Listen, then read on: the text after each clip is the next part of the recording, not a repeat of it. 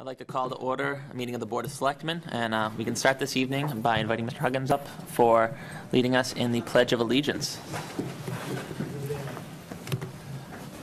I pledge allegiance to the flag of the United States of America and to the republic for which it stands, one nation, under God, indivisible, with liberty and justice for all. Thank you, Joe. So Joe will be on our agenda in a little bit. He is a candidate for Eagle Scout. We have before us approval of our minutes from the September 25th open session meeting minutes. Do I hear a motion for approval? Mr. Chair, I move approval of the minutes from September 25th, 2017 open session. Motion made by Selectman Valencourt and seconded by Selectman Spadili. Do I hear any discussion? Hearing none, all in favor? Aye. Aye. All opposed? Minutes pass.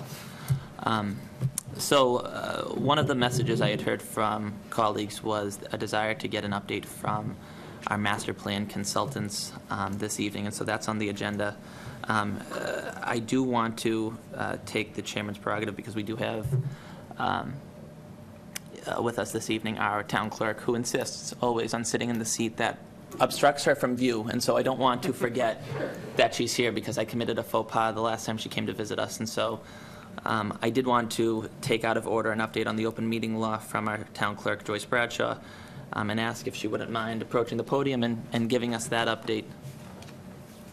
Well, thank you very much for having me here this evening. I'm just going to give you a very brief update on the changes to the open meeting law, which became effective October 6th. I'm happy to report that our boards and committees are all up to date on their oaths of office and having received the new open meeting law documents. If it was before October 6th, you received the old version, but I have plenty of copies of the October 6th. Everything is also posted online with a link directly to the Attorney General's website, which will take you and show you the changes of what has taken place with the open meeting law. The basic changes that were minor in effect are that the website is, our website is the official posting medium, so everything has to be posted on the website. That has been in effect since 2015 because we filed with the Attorney General's office that that would be our official repository for open meeting law notices, so we have to take no further action. We're grandfathered in for that position. Every meeting notice has to be posted on the website within 48 hours before the date of the meeting, excluding weekends and holidays. Should the website for any reason go down for more than 6 hours before a meeting, which we've never had the website go down, then we will receive notification and the meeting itself would have to be rescheduled. So that's a small change to that. The meeting notices are also posted in the book outside our office as required at Town Hall, and there'll be some new wording going on the front and the back door to comply with the new regulations stating where meeting notices can be obtained. We always encourage the public anytime they need any special accommodations for any public meeting, either to call the board itself or they can call our office, and we're happy to help in any way. The other changes that they made were the complaint process was modified. I'm happy to report that North Andover does a really very good job with excellent support staff to make sure that everything is always in compliance, and that's a very big thing because complaints can be issued on behalf of whoever wants to file them with the Attorney General's office, and there's the complaint process has been changed slightly, but we hope not to be able to have to use that, but we're always happy to help out anybody that needs direction to that. They did change the investigation of how the Attorney General does things. So should a complaint process ever come about, we're more than happy to direct the person to the proper form and who they need to contact. Other than that, the Attorney General's office, the Division of Open Government, is always accessible and very helpful to answer any questions that may come up so that the violations don't come about, and also the fact we're being very diligent about tracking everyone, and that was the reason why of making sure that all the committees and boards were in compliance, because when someone is appointed or elected, they now have to be sworn to the oath of office and receive the proper documentations within 2 weeks of that. Should should that not occur, then sometimes somebody could take action against the votes that were taken if the members were not properly sworn. So, as I said, we're happy to report everybody's all in compliance and everything's up to date. That's great. Thank you for that housekeeping. And if you have any questions, it's all on the website, or just give us a call, and happy to help in any way. As usual, a great job. Thank you for getting it all done. Thank you. Very good, thank you. Best So- town clerk in the Commonwealth. Just So, as I had mentioned, we had, since our last meeting, heard from some colleagues, or I heard from some colleagues that were hoping to get an update on our master plan process. Earlier this year, we gathered with Eric Kafori, myself, and Selectman Spadili, and 2 members of the planning board to appoint a master plan advisory committee. Since that time, that committee has been appointed, and we have with us this evening Eric Kafori from Community Development and a representative of the consultant working with that committee to give us an update so we understand as a community and as a board what the process is and, you know, what we can expect moving forward as far as timelines and deliverables. So, Mr. Kafori, thank you. Mr. Chairman, members of the board, thanks for having us here tonight. My job's real easy. I'm here just to, I think the easiest thing is to introduce Craig Seymour from RKG Associates. They're the primary on our consultant team, and he will give a synopsis of what's been done to date, where we are today, and the process moving forward. Great. Well, thank you, Eric. Mr. Chairman, members of the board, thank you. It's a pleasure to be here. I was called in at the last second. Eric Halverson, my partner, and who is a project manager of this project, came down this morning with appendicitis. He's in the hospital, and in the morning, hopefully, we'll be missing one small little appendage that they say isn't really needed. But other than it gives you pain once in a while, and he's that case. So, but he did ask me to come by and just give you an overview of where we are in the master planning process. We have been busy. We've been doing a lot of the behind the scenes work, getting to this point, starting the first phase of this process, which is the existing conditions analysis. So we've been doing an awful lot of work on the elements of the master plan, collecting the information, looking at not only historic trends of the day, but also projecting some of those forward, looking at what the future holds. And the reason we do that is the basis for any good planning, obviously, is good information. So that's the step that we've been at. We've, in terms of progress to date, we had a kickoff and a town tour where we spent a lot of time, both us and our sub-consultants, looking in detail at not only the issues in town, but also just getting a good feel for it. We have been working on and pretty much have completed this inventory and existing conditions assessment, what I'll talk about in a moment. But we've also, as part of that process, interviewed town staff, town officials, realtors, school people, key stakeholders within the community. Part of that, of course, too, was the creation of the Master Plan Committee, the Oversight Committee, working very closely with them on a number of occasions to be able to help use them as a feeder for the information coming in from the rest of the community, because they are representative of it. And one of those first steps was to do a core assessment meeting on each of the 7 elements of the master plan process with that committee and with some other stakeholders. And just to revise you, or to update you, the 7 parts of the master plan are the land use, the housing market, economic development, transportation, open space, historic and natural resources, and public facilities. And under state law, each master plan has to address each of those, not only where you are today, where you want to go with it, and then what are the steps for getting there. And that really is the outline of what the master plan process is all about. We have submitted a draft of the existing conditions assessment to the commission and others. That is out there for comments. We have created a comments matrix so that everyone has an opportunity to go through the document step by step, make their comments, sometimes editorial corrections, catching misspellings and those kinds of things, but many of them substantive. We are now in the process of compiling that and consolidating into a single comments matrix that then we can now share with our other members of the team, the other committee, or the other sub-consultants we have, and start to address those to come up with that final chapter draft. We're also in the process of preparing for the public outreach process here, the public meeting that's coming up on November 1st, which is the first opportunity for the general public to comment. And again, going back to the process, we want to start with the data and the facts, so that when we have that public meeting, everyone has an opportunity to review that information and that data and use that as a basis for then moving forward into what we call the next phase, which is the visioning process, starting to solicit from the general public and from the stakeholders in the community, what's the vision for North Andover moving forward in the future.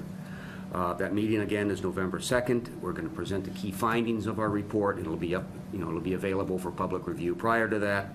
Answer any public questions there may be, and then start this visioning process, which Jen Goldson, who is one of our sub-consultants, is going to lead. The visioning and goals process is really a very interactive one, where we reach out through various means to be able to solicit from the residents of North Andover what they see the future that they would like to see this city to be, or this town to be. It might be a city someday. You never can tell, so that may be where they want to go. But we do that through a variety of techniques, including playing some games with, bringing kids into it to play games, having them envision it, because obviously some of them are going to be residents here in the future.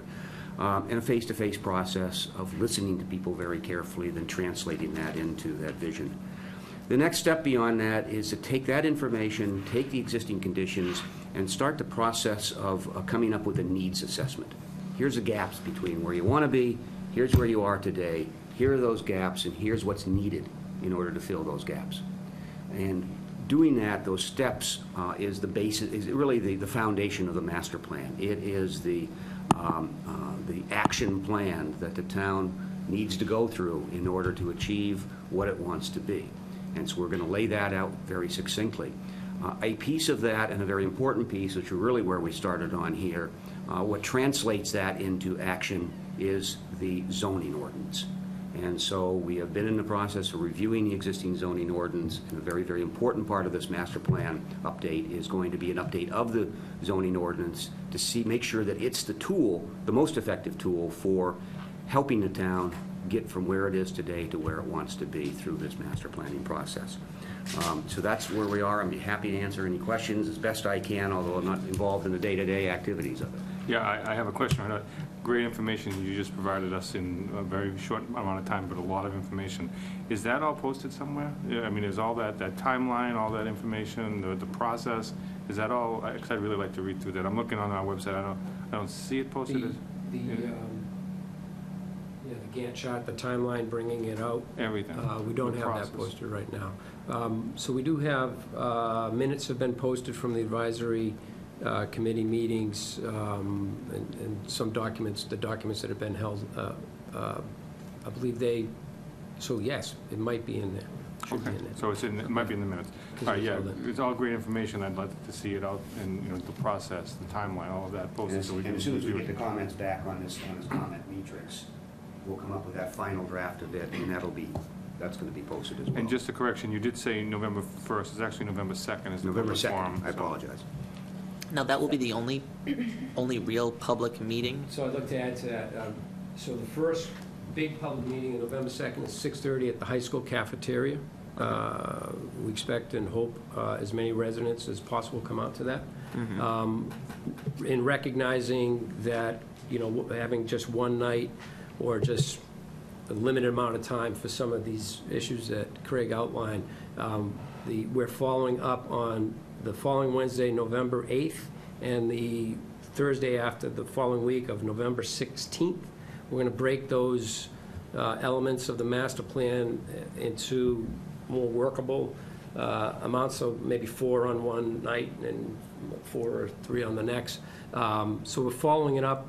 The November 8th and 16th meetings will be 7 p.m. at the Stevens Estate. So if you've missed the November 2nd forum or wanted to add more to it, you'll be more than welcome to come up to the Stevens Estate, and there'll be a little more concentrated time for each of these elements. In addition to that, let me throw in, simultaneous with this, we're preparing a housing production plan. There is a housing production planned meeting on November 15th at the Senior Center, 7 p.m. if you want, specifically on housing. So there are a lot of public forums coming up. I guess it's sort of picking up on Selectman Valencourt's comment. You know, we're trying to attract people to this, and there's a balancing act here between trying to provide people with the depth and the background and also trying to get folks interested. And what I haven't seen, and maybe you're trying to get to this, is some sort of very accessible executive summary, something that at a very high level you can say to folks, geez, this is important to me. It warrants my attention. Here are some of the things that are going to come about, or some of the input to it. And again, like an executive summary. And when you put a timeline to that and one or two screens, I think that has some power.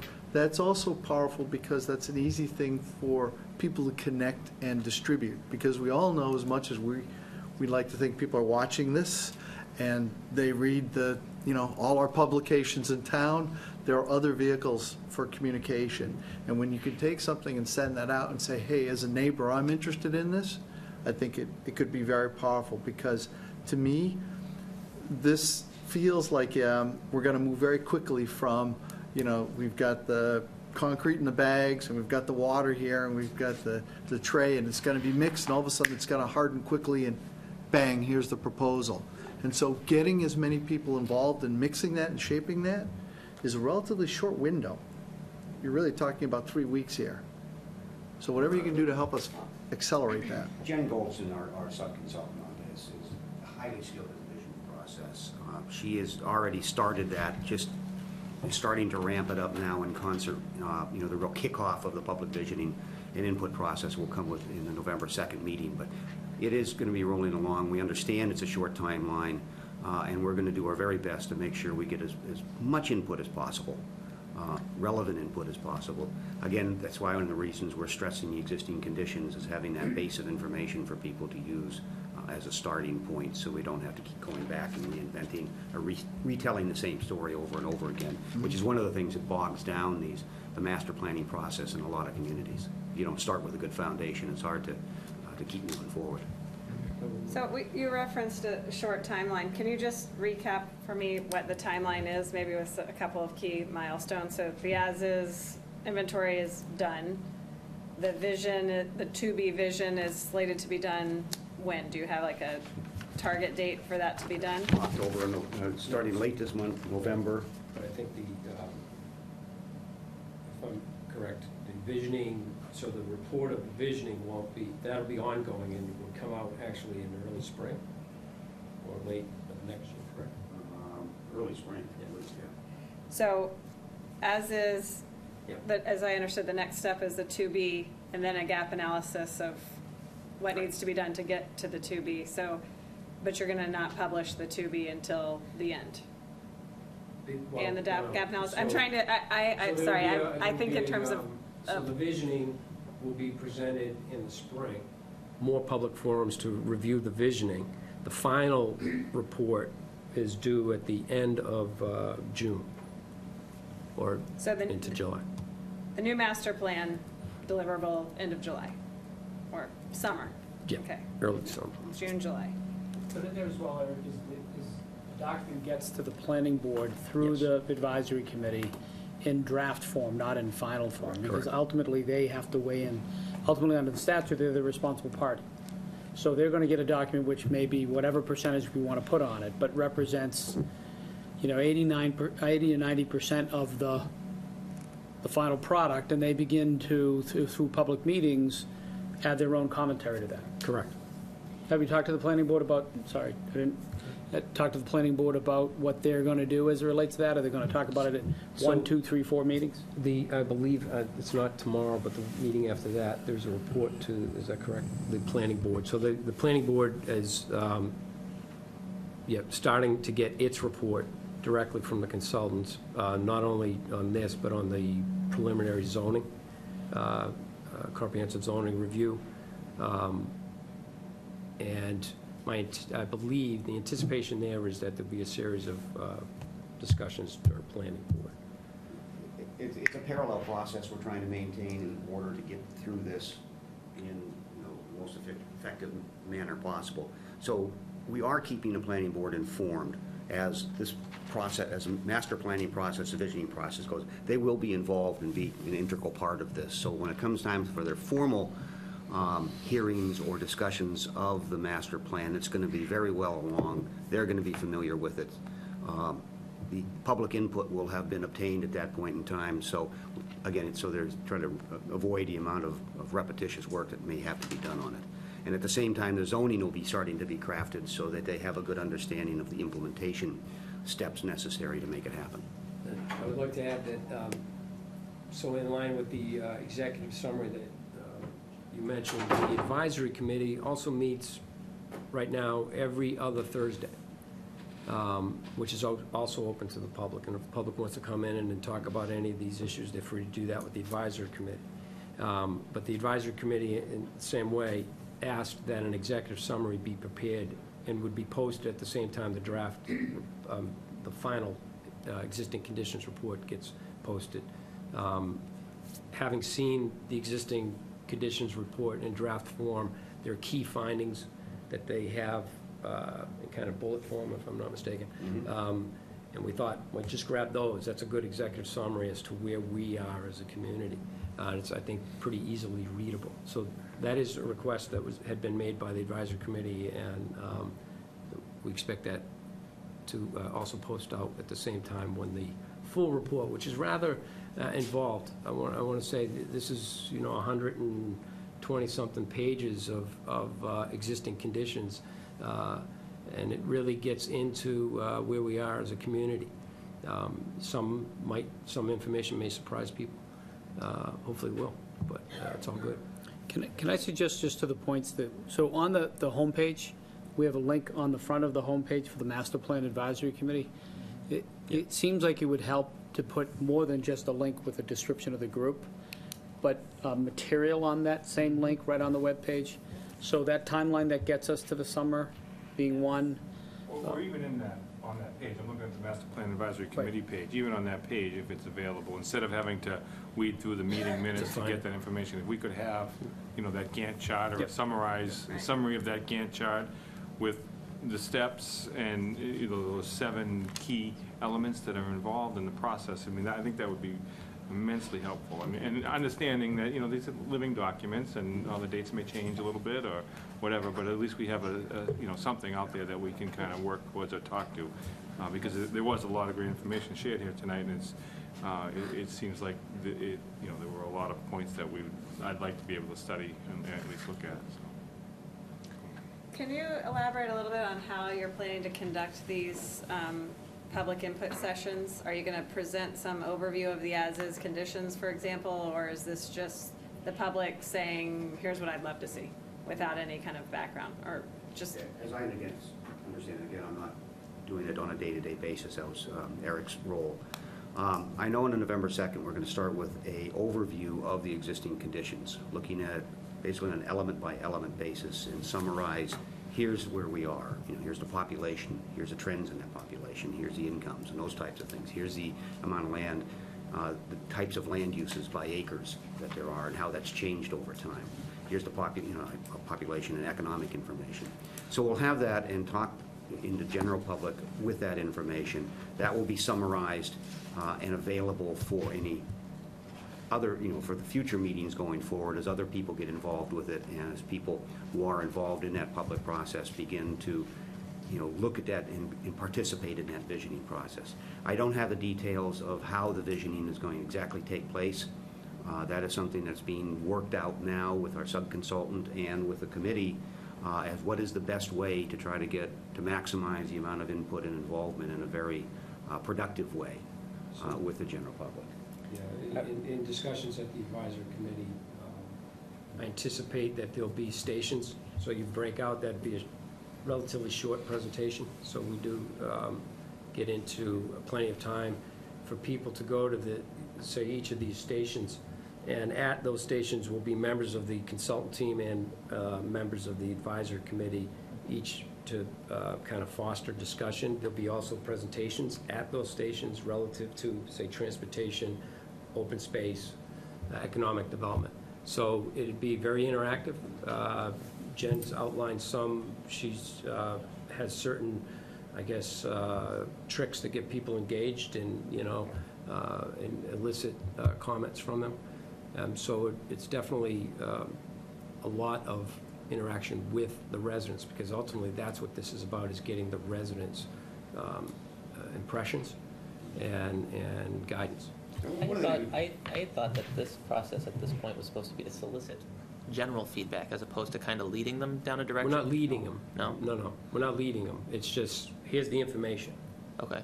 One of the things we try to do in these, and it's based on a lot of experience doing this for a number of years, is if one of the ways you used to do it really, and some communities still do this, is you have a big public meeting, you throw it out to a big group, and then you have people who aren't comfortable participating, standing up in front of a crowd and stating what their thoughts are. So by breaking it up into small groups, having a lot of information available to people, and the idea of having stations around, what we have is a member of the consulting team that specializes in that area at each of these stations, usually with a member of the committee as well. So when someone whose real interest is traffic or parking, or someone's real interest is the walking trails, they can go talk to those people that know the most about it, and it's done on a face-to-face, one-on-one basis. We get much better back and forth, much better understanding on both sides of what the issues are, what the opportunities might be, what people would like to see on that. We also, with the online presence in terms of the website and having it as interactive as possible, those who are reticent to come to a meeting or don't have the time to come to a meeting still have an outlet that they can go and get their voice heard in this, as opposed to having to go to a meeting where, and you know how it is, you have a big meeting and those who have the biggest grief or whatever it might be that talk the loudest are the ones that get heard, and the others don't. So we make sure there's an opportunity for every resident to be heard, young and old. Particularly, I think she's got something planned to get this information out into the schools so that, one, they can take that information home to their parents to participate. It's also that they can learn about the process as well, because they're a very important part of the community. Let me ask you one other question, just kind of general. So we're establishing kind of where we are, but in some ways that's in a bubble, and I don't know if it's part of the purview of the study here, but is there any point in this process where we get some feedback as a town or a selectman, kind of where that sits in the pantheon relative to other communities? Are we high, low, or in the middle? Is there something that stands out relative to other communities in a favorable or unfavorable way? While you're doing that analysis of us, you have this experience of working with these other communities. Does that come out someplace in this? Well, the existing conditions analysis does have a lot of comparisons to not only where North Andover sits relative to the geographic situation it's in and the communities around it, but also to the broader marketplace.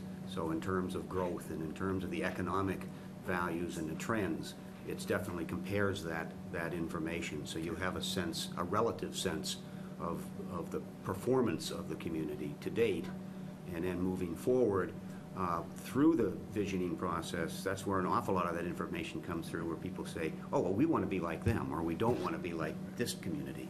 And so that it can be wound into the whole process of coming up with that needs assessment of what do we need to do and how are we going to get there.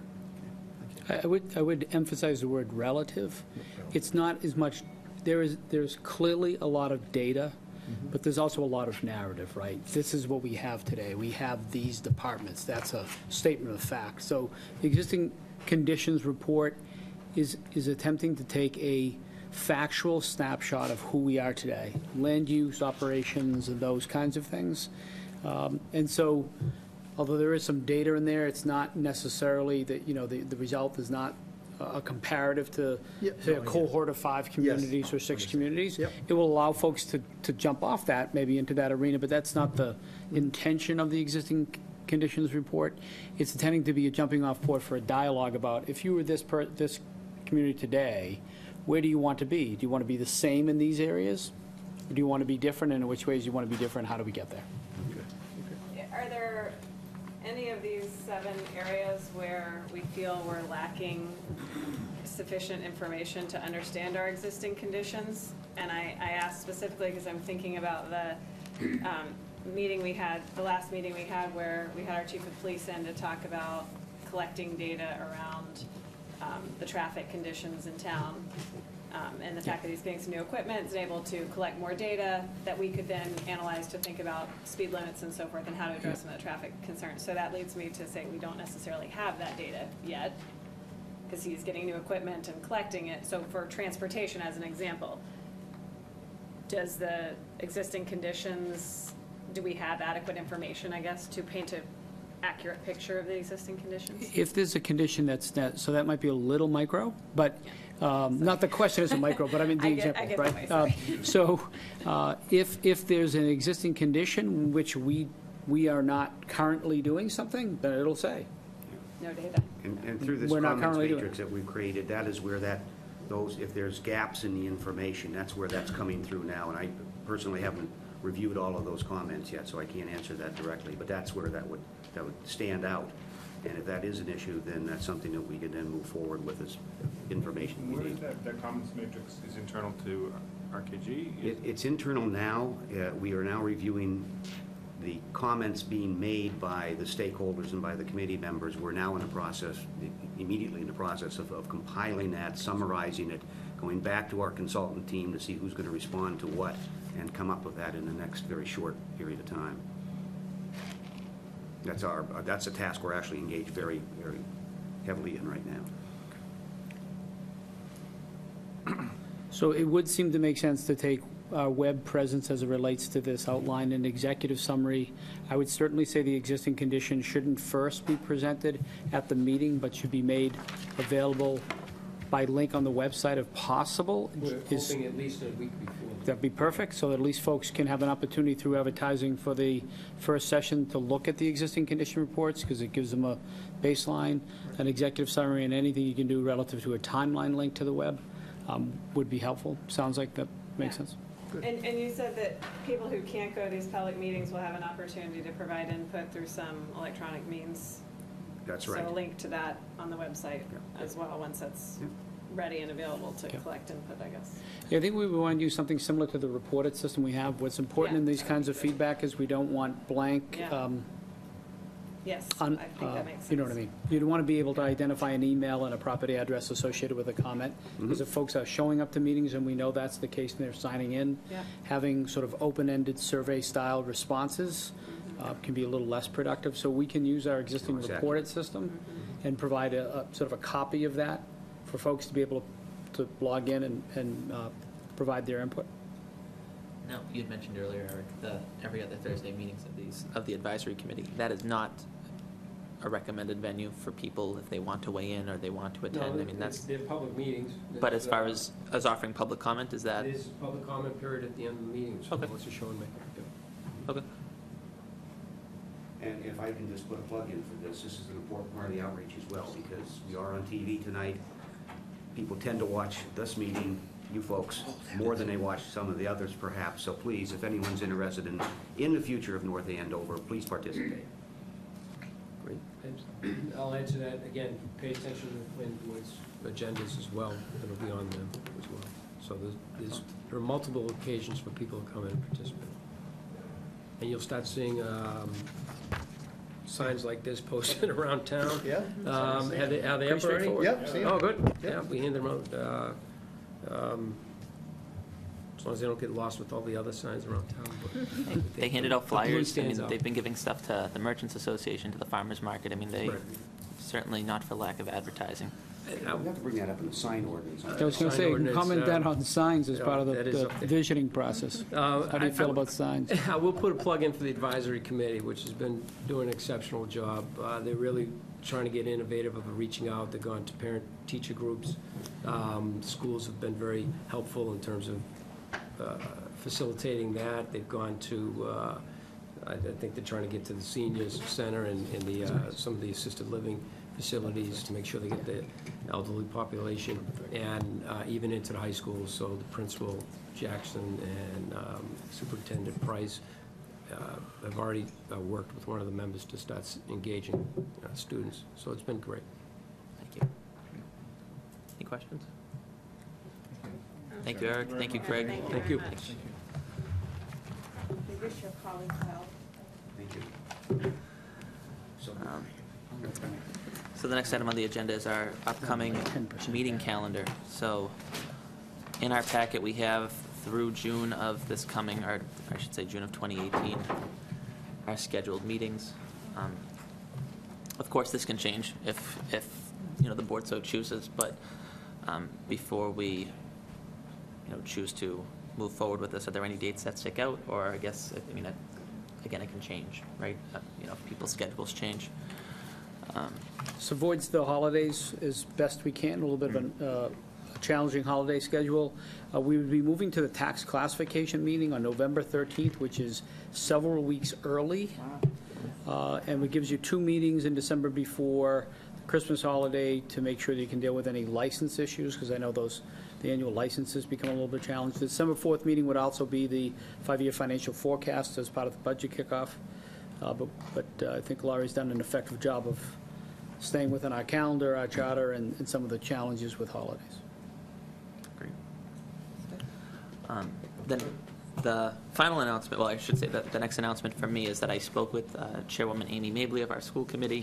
Last Thursday evening, the school committee did meet to move forward with a superintendent search, and they have graciously offered to the Board of Selectmen to include a member of our board in that process. Unfortunately, it was just a tad too late to include on this agenda.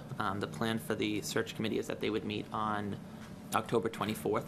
So our next meeting is not until October 30th. So at this point, if there are any members interested, I guess first express such, but Chairwoman Mabley had said that we could forward the name or names of those members, and she will keep those selectmen in the loop and until we get an opportunity to vote on our appointment on the 30th. So I am interested.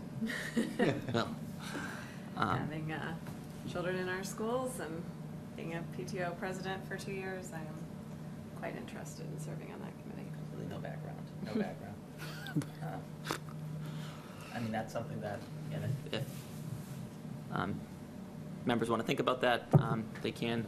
I will absolutely send your name to Amy and make sure she knows to keep you in the loop, and we will make sure that's on the agenda for the October 30th meeting, the appointment to the superintendent search. Thank you for volunteering. Yeah. You're welcome. Chairman, under communication, can I just remind the board, so on Wednesday, so Eric, in addition to doing this presentation tonight, and by the way, the Eric he was referencing was the consultant who was, just if there was some confusion at home. Eric's been working with Merrimack Valley Planning Commission day and night and our consultants to put together the package, which will be sent and hand-delivered to the Amazon execs on Wednesday, the 18th. We'll make the electronic version available clearly to the public and to the board. It's the deadline's the 19th, so we're aggressively moving toward that.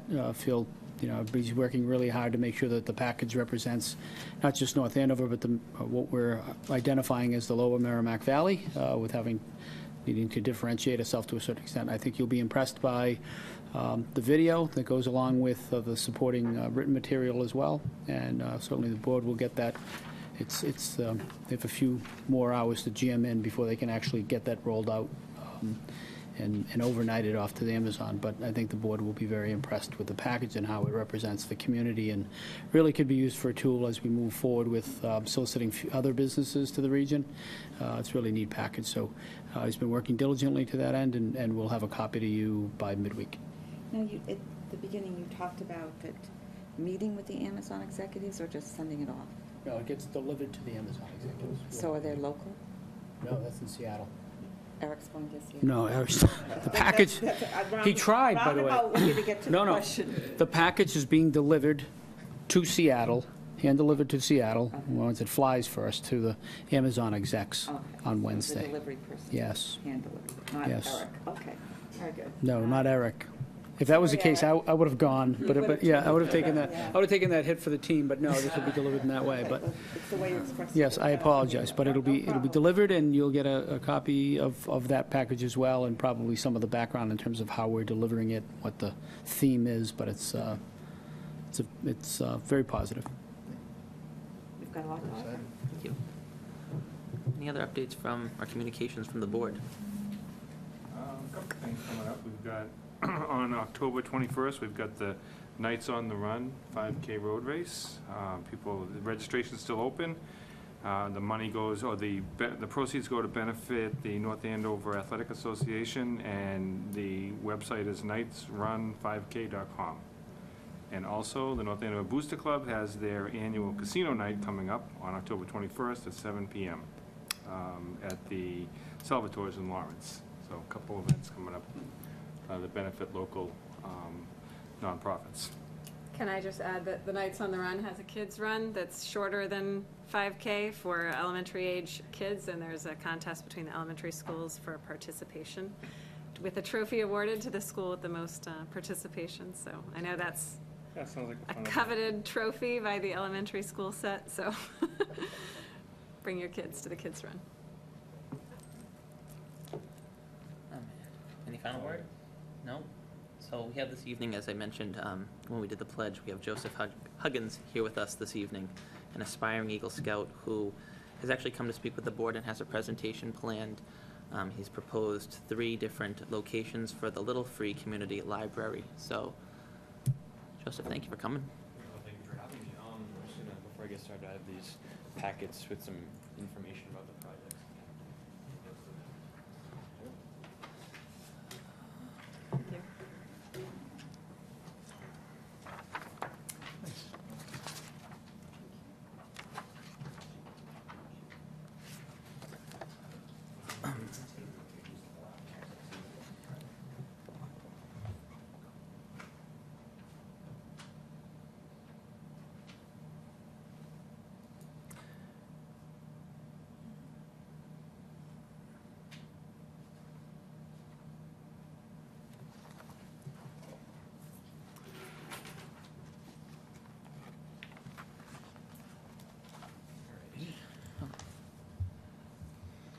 So this will just connect, will be good to, all right, perfect.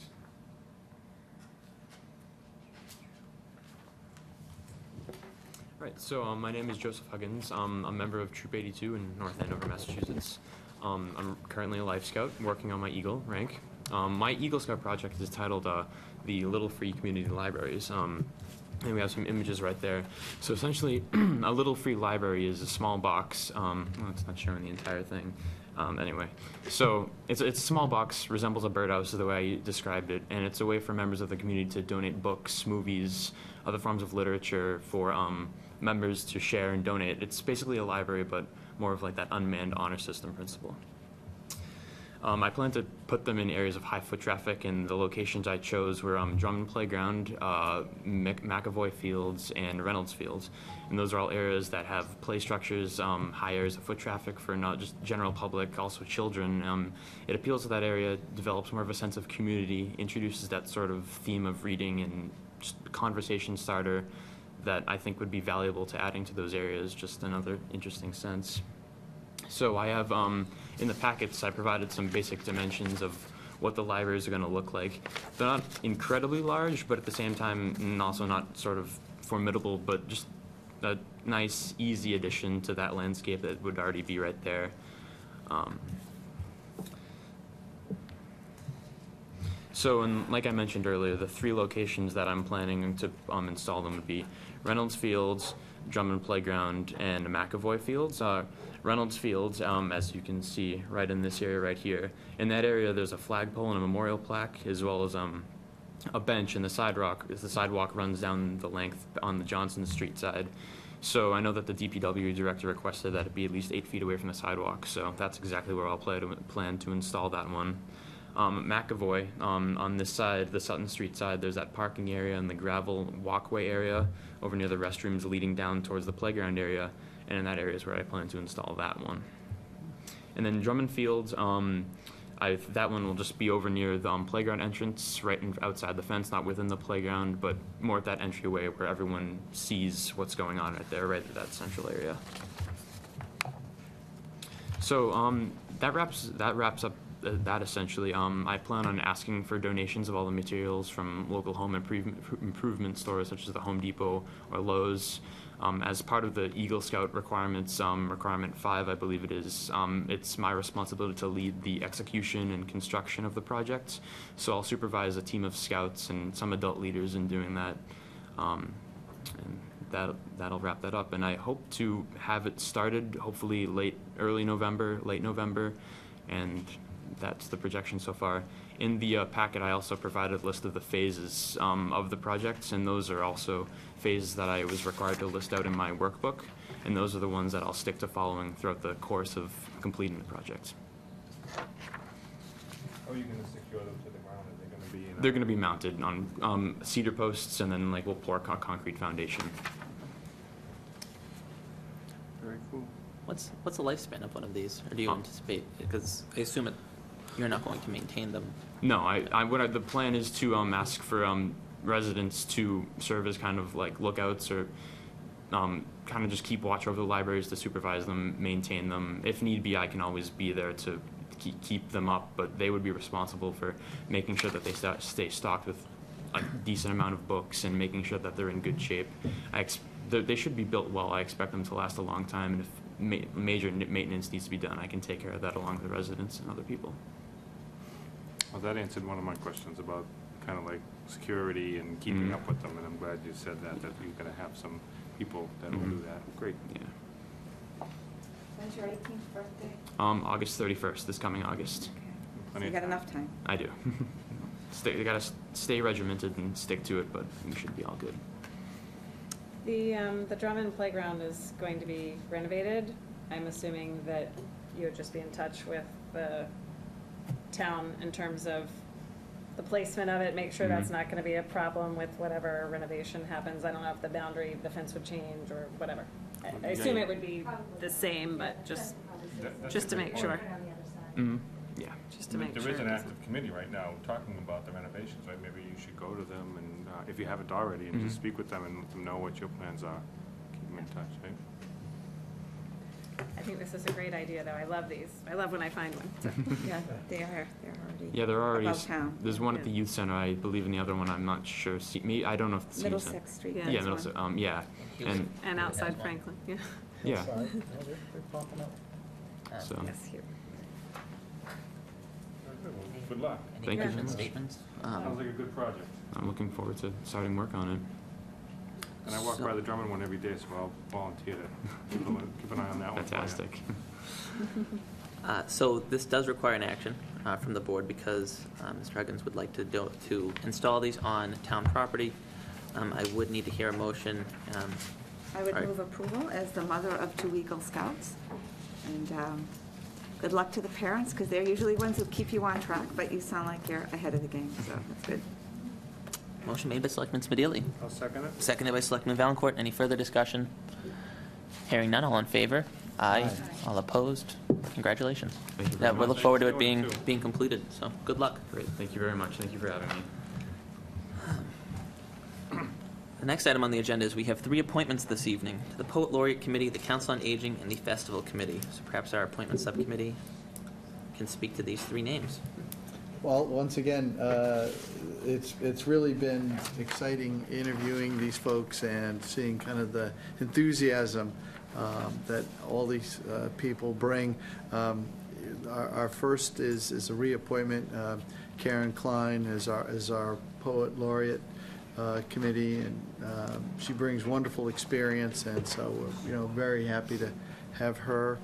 We've had 2 other folks, the Council of Aging, Linda Lawrence, and the Festival Committee, Sue Park, both folks who came in with a lot of energy and ideas and really approaches of how we can really get even more out of the folks there. So we're happy to move all these forward as posted here. Motion made by Selectman Nobley, Second. seconded by Selectman Keen. I just need to say for Karen Klein, it's great to see her return. She is a prior Poet Laureate and is an ambassador now for our community when it comes to helping other communities establish this program. So her work has not gone unnoticed. So, She has such passion for it. Yes. so all in favor of appointing the 3 individuals as presented? Aye. All opposed? Hearing none. Congratulations to Karen Klein, Linda Lawrence, and Sue Park. My turn now? Come get 'em. As usual, we thank our newly appointed committee members and all of our committee members. You are the heart and soul, that's my thing, right? Heart and soul of North Andover, and you make it a great place to live, work, and play and learn, so thank you all. And thank you to Lori for sending us the applications as they come in. We appreciate that. And, yeah, good choices. All good. Excellent. Waiting for yours. The next item on the agenda, we have James Doucette, and I don't know if James is in the audience this evening. Probably not. So James requests permission to use the streets of North Andover for the 28th Annual Cambridge Sports Union Roller Ski Race on Sunday, November 5th, from 9:30 a.m. to 11 a.m. We have in our packets recommendation that all is good according to the fire department, police department, and DPW. Is there anybody in the audience to speak to this? Nope. Do I hear a motion? Move approval. Motion made by Selectman Keen, Seconded? seconded by Selectman Nobley. Any further discussion? Hearing none. All in favor? Aye. Aye. All opposed? Good luck to the roller ski. The next item on the agenda, the Patriotic Observance Committee requesting permission to use our streets to have our annual Veterans Day Parade. Is there anybody from the Patriotic Observance Committee that wants to speak to this? Pretty much as we've done in the past. Of course, it's a very important day, November 11th, 11/11/11, and this year it falls on a Saturday. So we hope for a good crowd, and yeah, all good. Well, that being said, do we hear a motion? I move approval. Motion made, Second? seconded by Selectman Valencourt. All in favor? Aye. Hope for luck good with- weather. Exactly. It was rained out last year, right? Last year? Yes, I believe it was that Memorial Day, but it's usually the first day we all pull out our winter coats. It's, for whatever reason, it's always cold on that day, but maybe not this year. So next item on the agenda, we have a surplus vehicle. So a request for the fire chief to surplus a vehicle and self-contained breathing apparatus. We have the information in our packet. This is basic. Do I hear a motion to move forward? Move the board approve the request of Fire Chief William McCarthy to surplus the 2000 Ford Econoline bucket truck and 20 Scott scuba harness and 27 Scott air bottles and 14 AV 2000 Scott scuba masks. Motion made by Selectman Nobley. Do I hear a second? I'll second that. Seconded by Selectman Valencourt. Well, the fire chief is requesting that this would be done by auction. I would certainly open the possibility in the record that it would be auction or trade-in or some other method. So we wouldn't be, obviously, would have to follow procurement procedures, but in cases like a vehicle, sometimes we turn that in with another vehicle, and an auction may not be the most effective way. So I just want to open the possibility that it may be auction, but it may be some other common method of disposing of the equipment. Following Common practices. Common We practices. really don't do a lot of auctions anymore, quite frankly, but, well, keep that in play, but it's possible that it would be a trade-in or some other method. Trade-in for like equipment, that kind of stuff. Yeah. Great. Well, you didn't really say in your motion how they would be disposed of, so. It's just in the minutes, we'll be Yes. attached his request, and I just want to make sure that the final minutes reflect the possibility that it won't just be what the chief requests if there's another method which is more effective. Okay. So motion made and seconded. Any further discussion? All in favor? Aye. All opposed? Hearing none? Great. So the next piece from Glenn Alt, Superintendent of our Water Department, requesting that the Board of Selectmen waive all permit fees on the town project at the Holly Ridge Sewer Pump Station. Did I jump ahead? I jumped ahead of the cystic fibrosis. Well, I don't care much about that, haha. There's actually a lot of things happening for cystic fibrosis in the next 6 weeks in town. So Carol Bradstreet of the Cystic Fibrosis Foundation is requesting use of the Drummond Playground on Saturday, May 19th, 2018, from 7:30 a.m. to 3 p.m. for the Great Strides Walk to Cure Cystic Fibrosis. This is something that they have every year downtown, and This so, is really pre-planning. on our old Yeah, I center. was just thinking that. Um, Move approval? Motion made by Selectman Valencourt, seconded by Selectman Sedilli, and I just have to say that I love that we have such a competitive group of fundraisers in town for this project. So I think there's a bunch of different groups that do things to outcompete each other, all for the best cause, and that is curing cystic fibrosis. So, I guess the playground's going to be done by that date. I was just going to say, I once again say my comment about Drummond Playground being renovated. Second. Guess so. So, all in favor? Aye. All opposed? Hearing none. Enjoy the walk and hopefully no construction. So now, Glenn Ald's request for the Holly Ridge Sewer Pump Station, requesting that we waive all permit fees. It's a town project, so as it says in our packet. Seconded, motion made by Selectman Spinelli, seconded by Selectman Keen. All in favor? Aye. Okay. So next on the agenda, right, we're gonna jump ahead, is our fiscal 2019 budget and policy statement. So this is a culmination of the hard work that we did 3 weeks ago at our September 25th meeting. As says in our agenda, it's in accordance with the town charter, chapter 9-2-3, on or before the first day of November of each year, the Board of Selectmen, after consulting with the town manager, shall issue a policy statement relating to the budget for the ensuing fiscal year. The statement shall establish the outer limits of possible budget growth for the town. Mr. Town Manager, is there anything that you'd like to speak to? We typically take this in two steps. The first is that coming out of the strategic planning meeting, we attempt to take the comments and feedback that I receive at that meeting and synthesize those into goals for the upcoming fiscal year. The document you have in front of you identifies those goals. So we use the broader objectives, the sort of 30,000-foot view, those things that are static, long-term goals. And we further nuance those by placing into the budget policy statement very specific action items for the upcoming fiscal year. My goal is that those items that are bolded within the budget policy statement represent, in fact, those items that you discussed and agreed upon. And by accepting this document, in essence, this becomes the minutes of that strategic planning session, because these represent the goals that you've identified for me in the upcoming fiscal year, and then I subsequently will meet with all my division heads and ultimately department heads, share with them those goals, and ask that they craft their budgets to support those goals or take micro-level goals that connect onto these larger goals.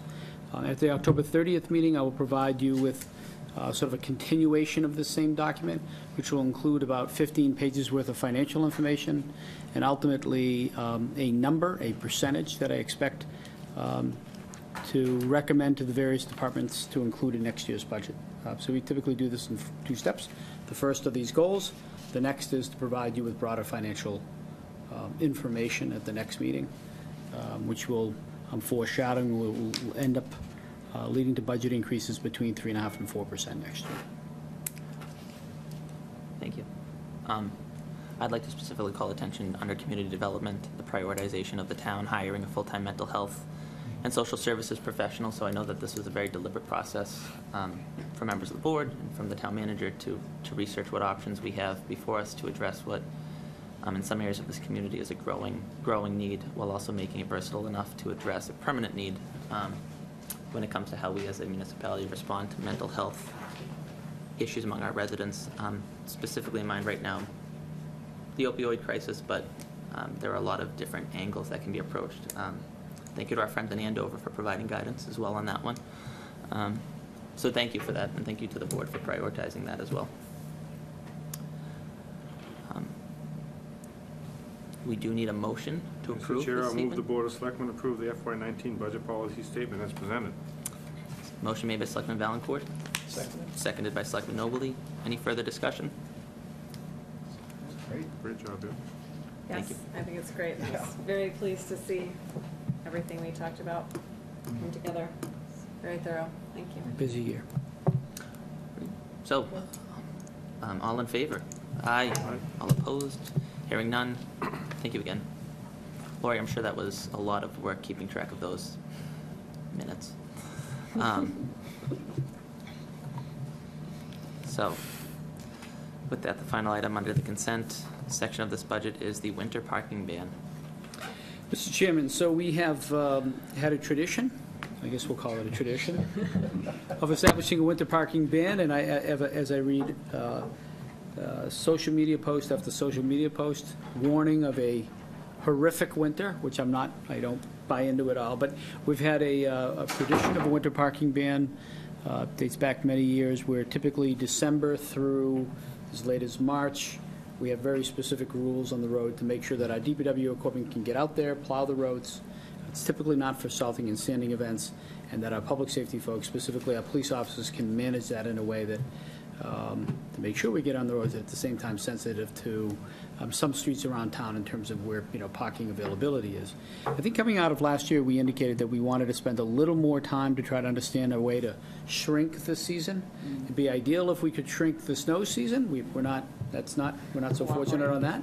But we do think we could be, we thought coming out of last year, we could be a little more thoughtful and spend a little more time trying to understand exactly how often we see snow at plowable levels during this period, with the goal of attempting to reduce the number of months of the winter parking ban.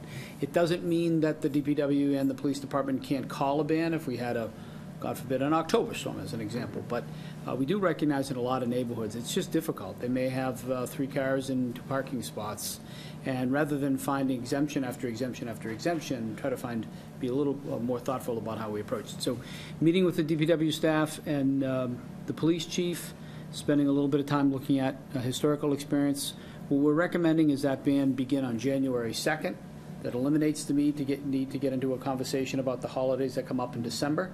It's typically we started on December 1st, and then we exempt the holiday periods, even though snow isn't exempted on holiday periods, and that we end that date on March 15th. And this is based on 5 years' worth of historical snowfalls. We don't get that many in December. We actually get a few more sometimes in November. And the early March is a little bit of a problem, but as time goes on in March, it gets a little better. Again, so what we're recommending is the same ban with the difference of the time period excluding December and starting on January 2nd. Can't start on January 1st, that'd be a problem. And then extending to March 15th, with the right to either extend it after March 15th or be able to call the winter ban as we always have if the ban wasn't in place, but we needed to put it in place for a particular storm. And this reduces by approximately 45 days the number of days that residents have to worry about this, which we know has been, based on the feedback from residents, can be difficult in some cases. So that's a recommendation. So after the allotted time, snowstorm is on the way, we would then notify people by what, robocall? Yeah, we do robocall. We put out various, as we do today. For some reason, we got a November storm, which we do on occasion, or sometimes we've agreed to come back with a recommendation to end the snow ban in mid-March, and then we got an April storm. So we'd use the communication method we've historically used, to be robocalls, to be posting on the website, and doing the things we've historically done. We just don't find enough events. Because remember, these aren't, if we're salting, that's not really a snow ban event. It's typically north of 2 inches. 3 inches or more, we begin to plow. And that's when we really need people off the street, because the plows, you don't want to work around cars. And so we'd communicate. We've gotten better at communication. The website is highly utilized by residents, robocallers. Yeah, so I guess I have this question. Why do we even have a ban anymore then? Why don't we just have a winter ban in effect when a snowstorm is approaching? I mean, why do we have a ban? Yes, it's a great question. It's a really, really good question. I was outvoted. So I would say that I want to begin with this and see what the reaction is. I've expressed to the board in the past, I think we can communicate well enough to possibly eliminate this someday. But at this point, we've got to feel comfortable we can do that. I'd rather shrink the season, bump into 1 or 2 more events where we'd need to use the robocall system and the town's internet with social media now at 4,000 plus people, 750 people get our automatic messages. Make sure that's working well enough, find out if there's any shortcomings in that, and start to further shorten or eliminate the season. So I actually support the elimination of it, but I'd rather do that incrementally to make sure we're doing it right. Yeah. Some people go to bed and don't realize there's a storm coming, and then it could be that too. So yeah, I think I'm not throwing anybody on the bus. They've heard me say I'd prefer eliminating it, but I do think that, let's give a shot at this and see what happens, and I think we can either further reduce it or eliminate it in the future. In those cases, what towns, if they're effective about it, is we watch the weather too. We get these notices, I sometimes forward to them. We can be overcautious, right? We're expecting a storm, we're going to put a snow ban in effect, right? We put the snow ban in several hours in advance, and if the snow doesn't happen, it doesn't happen. That's what you typically do in those cases to make sure that very rarely are we truly surprised by more than 2 inches of snow. It's pretty rare. Okay, well, I'll make a motion then that we adopt the winter's parking ban effective January 2nd, 2018 at 12:01 a.m. through March 15th, 2018. Motion made by Selectman Valencourt. Do I hear a second? Second. Seconded by Selectman Smedili. Any further discussion? Hearing none. All in favor? Aye. All opposed? That was The an aye. ban is in effect come January 2nd. Okay, that concludes consent, and so that leads us to licensing. Do I hear a motion to move into licensing? Move into licensing. Motion made by Selectman Smedili, Seconded. seconded by Selectman Nobley. All in favor? Aye. We're in licensing. Okay, we're now in licensing. First on the agenda, we have a request from Christy Hale on behalf of the North Andover Foundation for Education for a one-day wine and malt license. The event is a fundraising dinner to be held at Brooks School on November 18, 2017, between the hours of 6:30 p.m. and 10:30 p.m. And we have favorable recommendations from both the police, fire, and building. Is there anybody here to speak to this event? Okay, there's nobody here. I think, well, all the paperwork is in order. They will have a tip-certified server. So I'll hear a motion. Move. Second. Okay, we have a motion to approve in a second. Any further discussion? All those in favor? Aye. Okay. There was also a request to waive the fee. as part Oh, of it. I'm sorry, that's true. Yeah. Can we- Move that we waive the fee for Okay. the wine. So we have a motion to waive the fee for that license because it is a fundraiser to benefit a North Andover nonprofit organization. It's a Live Your Learning nonprofit that funds travel for students to have outside of school educational experiences. I attended it last year. It was very well received for a first event, so I think it's a great cause. And thank you to Brooks School for helping us do this at the same time. It's great. It is a great event. So we have a motion to waive the fee and a second. All those in favor? Okay. Next on the agenda, we have a request from Paul Gallant from Merrimack College. They're requesting 5 one-day wine and malt license for events to be held on October 25th, October 28th, and October 29th, and October 30th. So the events are a groundbreaking for the North Campus Pavilion. They're continuing to grow there, so that will be from 3:30 to 8:30. A theater concession at the Rogers Center for Performing Arts on October 28th from 6:30 to 10:30. Mactoberfest celebration at the Cullen Ave Tent, Deegan Hall on October 28th from 3:30 to 7:30. Again, theater concessions on October 29th from 6:30 to 10:30. And Disciplinary Institute reception at the Rogers Center for Performing Arts on October 30th from 5 to 8:30. Again, they'll be served by Sodexo, who is their provider and all tip certified. We have favorable recommendations from both police, fire, and building. So I will hear a motion for, we'll take all 5 at once. Move approval. Okay, we have a motion for approval in a second. Any discussion? All those in favor? Aye.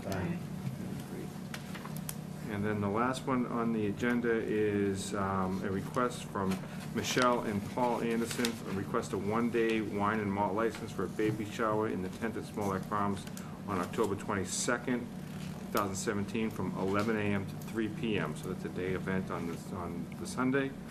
Let me just take a quick look at this one. Is there anyone from Smolak Farms here tonight to talk about this? Dan, you don't want to talk about this? Okay. All right. Move approval. Okay, we have a motion for approval. Yeah, I was just looking, we have favorable recommendations from police, fire, and building. So we have a motion for approval. Do we have a second? Second. All those in favor? Aye. Okay. That was our last item on licensing. Do I hear a motion to move out of licensing? Motion to move out of licensing? Second it? All in favor? Aye. Aye. Okay, back to you, I'll Mr. license Chair. So the final heavy item on our agenda is a bit of old business. At our prior meeting, we had discussed how we as a municipality and we as a board specifically may want to move forward regarding general bylaws regarding marijuana and the operation of facilities in our community, the sale of them. And so that prior meeting was definitely an informal discussion. This meeting continues that discussion. What we've chosen to do, or speaking with my colleagues, is that I guess I anticipated a little bit more interest. However, assuming or hoping that there's folks from the public here this evening who may want to weigh in on this topic, we as a select board have, I as chairman am inviting members of the public to speak prior to our discussion so that they may weigh in. This doesn't eliminate the public discussion and public comment at the end of this meeting, but the opportunity to weigh in before we have our discussion if you feel it would be helpful or have opinions that you'd like to have registered with us before we continue speaking about this. And so I don't know if there's anybody here this evening, but if you wouldn't mind, you could approach the podium, state your name and address. Mr. Salisbury.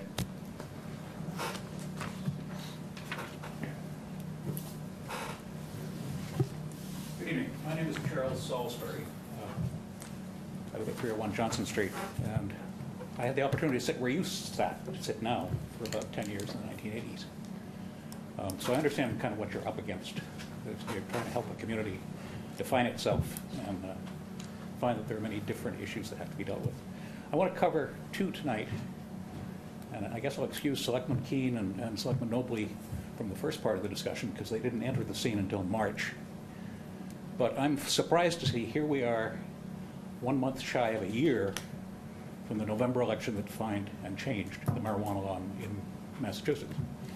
And this seems to be the first time that the Board of Selectmen is addressing the issue in a public forum.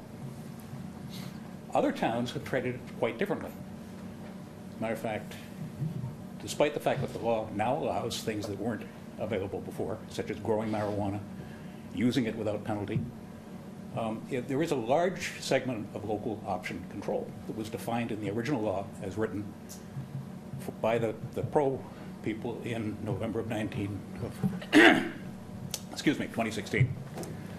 And the local option control gave communities the ability to control activities that were related to marijuana not medically prescribed. And shortly after that, I'm not sure I got my events exactly straight, the town of Westboro read the local option law and said, between Westboro and the Attorney General, I guess there was some confusion because it said you could limit or exclude each of the 5 possible types of marijuana that were not medically prescribed. But it had to go to the voters. And the Attorney General said it was ambiguous at that point whether that was the voters at a town meeting or the voters at a ballot box. Westboro took the belt and suspenders approach and did both and said, let's put articles into a town meeting and put a question on the municipal ballot to decide that in the town of Westboro there will be 0 of each of the 5 categories. In fact, they did both. They went through that activity prior to the spring town meeting season, prior to the town election, by the leaders of that community, their town manager and Board of Selectmen. North Andover sat mute.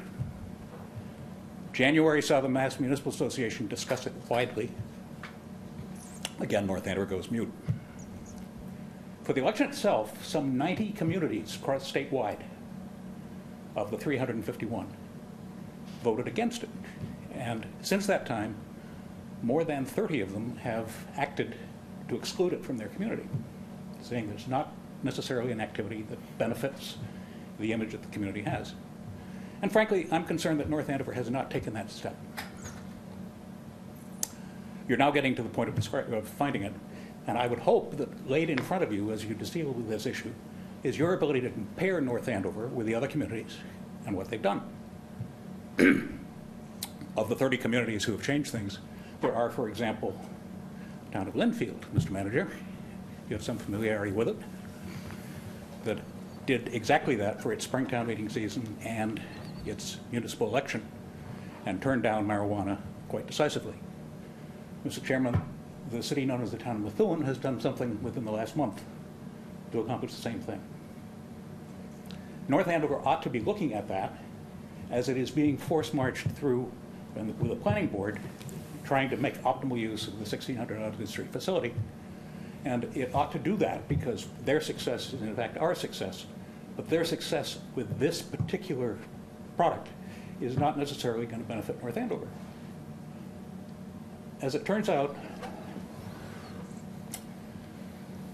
if you are going to vote on this, I wish you would think about the image that North Andover has going into the future as a community attracting young families who are coming to the area. We fortunately absorb a lot of people who come to the Boston area to college, and the people they fall in love with and the people they partner with, and they become part of a greater community around Greater Boston. And given the choice between Pottville in North Andover and some other community, I wonder if we are damaging ourselves, we don't get our reputation back. So I'd ask, before you take a position on the question laid before you tonight, that you put before you the list of the towns and what has happened for each of them. One of the advantages of being late is the benefit of historical perspective. You can look back and see what others have done before you act yourself. And I'd ask you to do that. Thank you. So if I could comment on, I mean, as far as your comment, Mr. Sullivan, about sitting mute, I mean, we did put a moratorium on up at town meeting, and that was approved. And then the intent there was to allow for the laws to be established and to be finalized through the state. So we didn't, I don't think, you know, I take a little bit of exception of saying we sat mute, because we did put something on the town meeting agenda, and we did get that, a moratorium passed on anything being done in North Andover for, I believe it was 18 months. So we did. You're right. But in fact, a moratorium is a deferral. I mean, you can't make a moratorium go on forever, because that isn't a moratorium. No, it wasn't the intent. And if you don't know enough to be able to make the decision, a moratorium is appropriate. And I think, but it also might be appropriate to declare what kind of a community North Andover is. well, I think at the time, that was the decision that we had made with the information that we had. Understand. And we, so. Okay. If you had an opportunity for a gambling casino on that site, for example, there have been gambling casinos in various towns in Massachusetts. I suspect there would be some concern that that isn't exactly the one you want. And I suspect that marijuana, not medically prescribed, is in a similar category. Thank you. Thank you, Mr. Salisbury. Is there anybody else from the public this evening?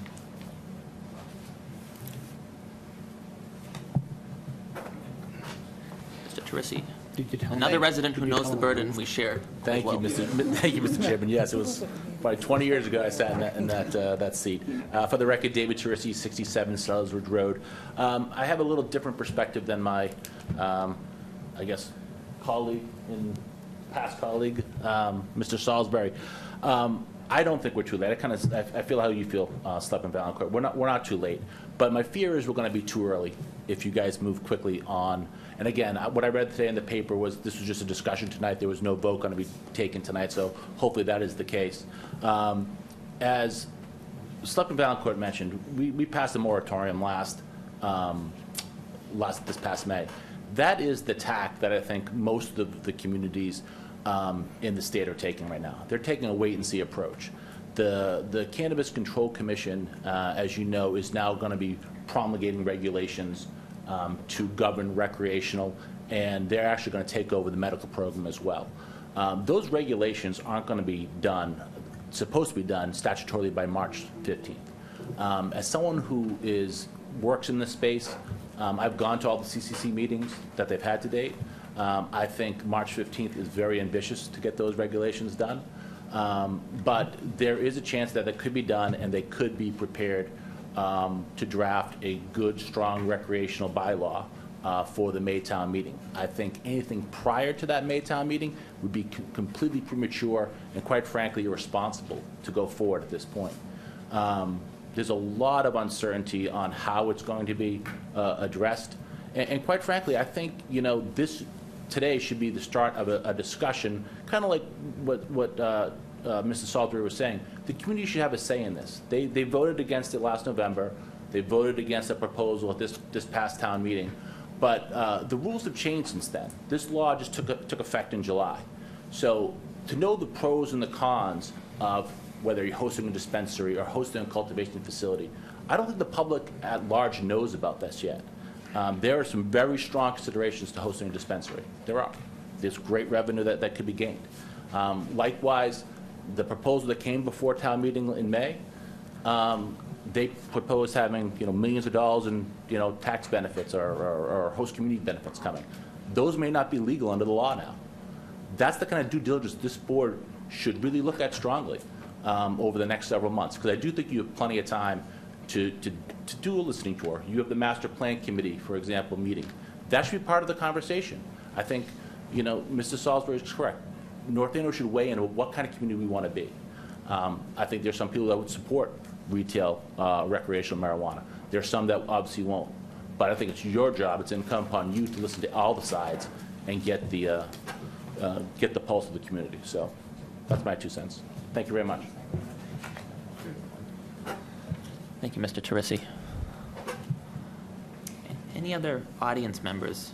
We did receive one email, that is why, and perhaps I was remiss for not having it read into the record prior to our discussion, but I know that Selectman Smedley, I think you received an updated version of that letter. I believe that we all did.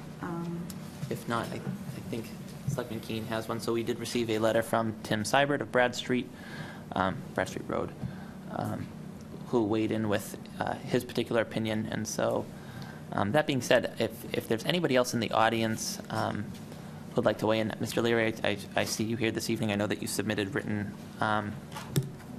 guidance as well. You have a woman approaching. Hi, my name's Susan Breen. I live at 5 Oak Ave, North Andover. I've lived here all my life. I feel that North Andover is a great town, as you mentioned, a great place to live, grow up, work, go to school, and to play. I think it's a great place to raise children. I echo what Mr. Terisi and Mr. Salisbury said. I don't think we want to gamble our future on this.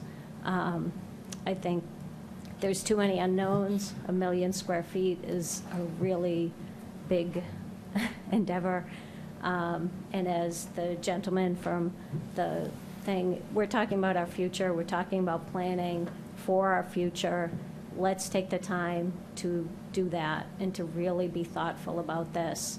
And you need information in order to make a good plan, as that gentleman mentioned. So I urge you guys to really take your time on this and to get input from the whole town on this. So thank you. Thank you, Ms. Breen. And again, so for clarification for folks at home, this is about a general bylaw. It's not about one specific property. It's about overall how we as a municipality want to handle the 5 different categories of this license. I know that there is some confusion about that, or at least that's based on my own anecdotal experience. So you have the email the letter from Mr. Seibert. Mr. Seibert.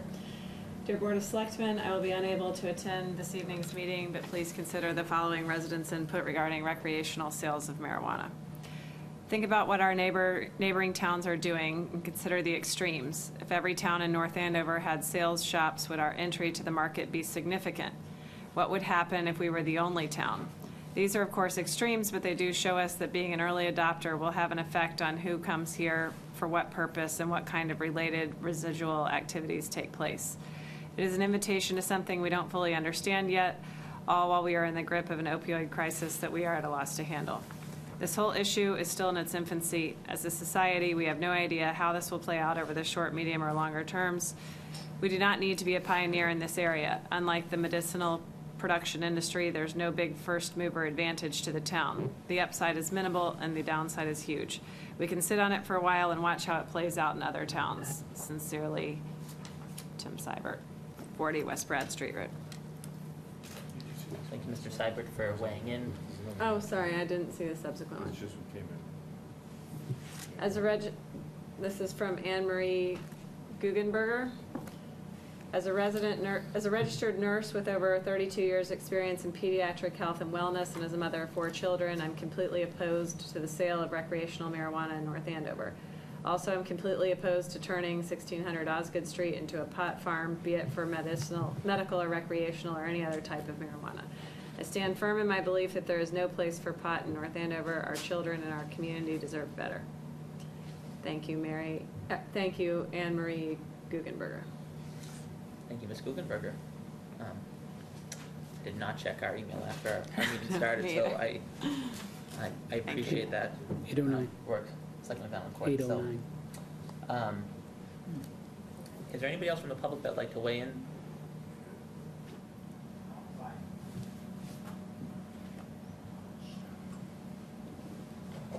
Donald Stewart, 52 Prospect Street.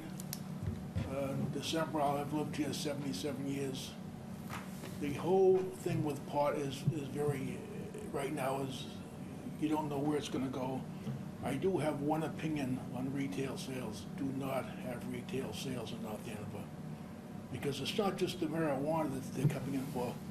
These people are probably on the drugs right now, and they're coming here to get more drugs. We don't need those type of people in this town. I haven't weighed in on the pot farm yet. I just know that we shouldn't allow selling of retail sales in this town. Thank you. Thank you, Mr. Stewart.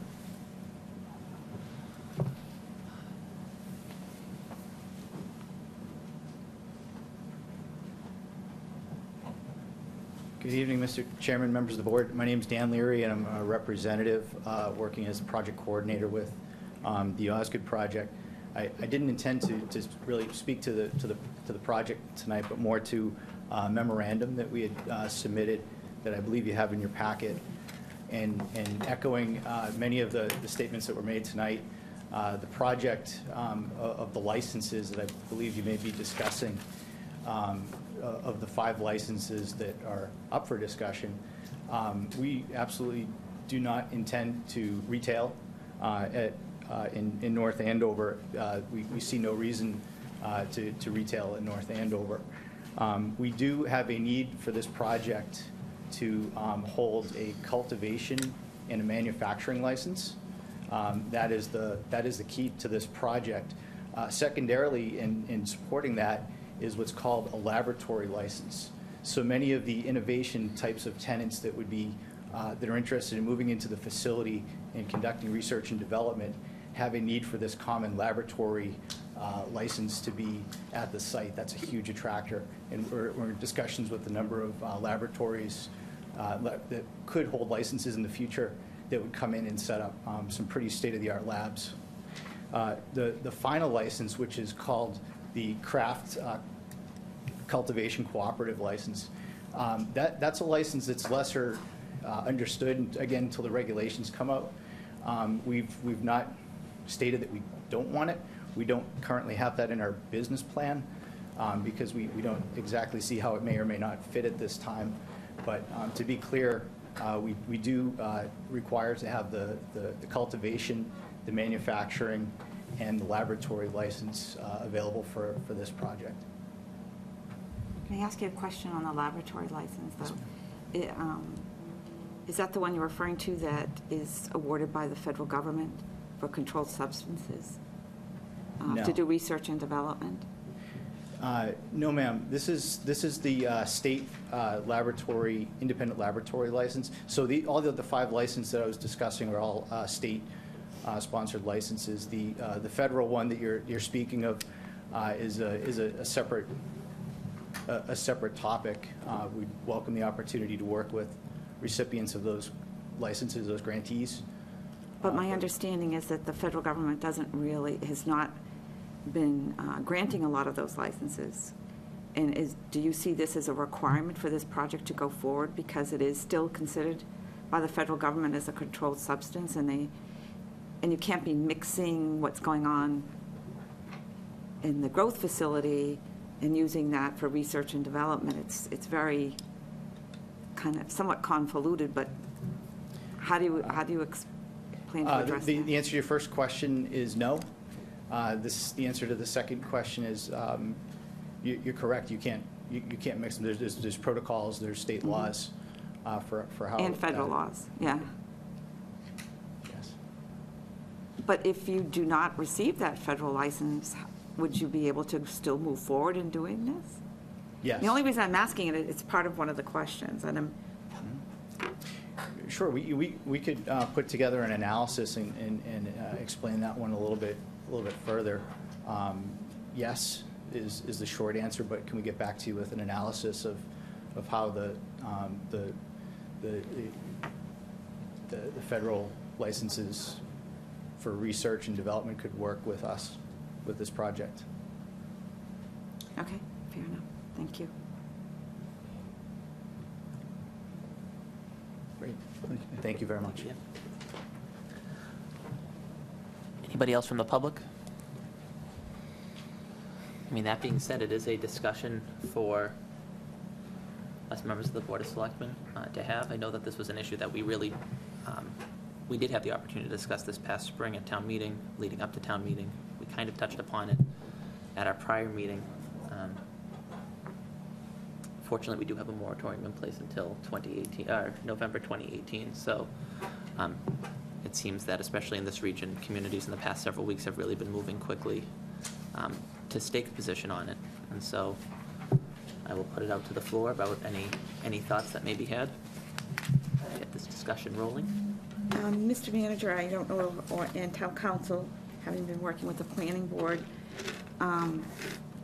how are we for a schedule to address this and at which town meeting? I certainly do have a preference, but I'm curious to know where we are headed at this point with that. I provided the board with an email relative to timeline. That certainly is a public email. Everybody can see what the balance of the process is as we expected at this point. The planning board has been meeting and discussing the zoning piece, which is separate from the discussion before the board right now, which is the question of whether the board feels about the 5 different possible licenses.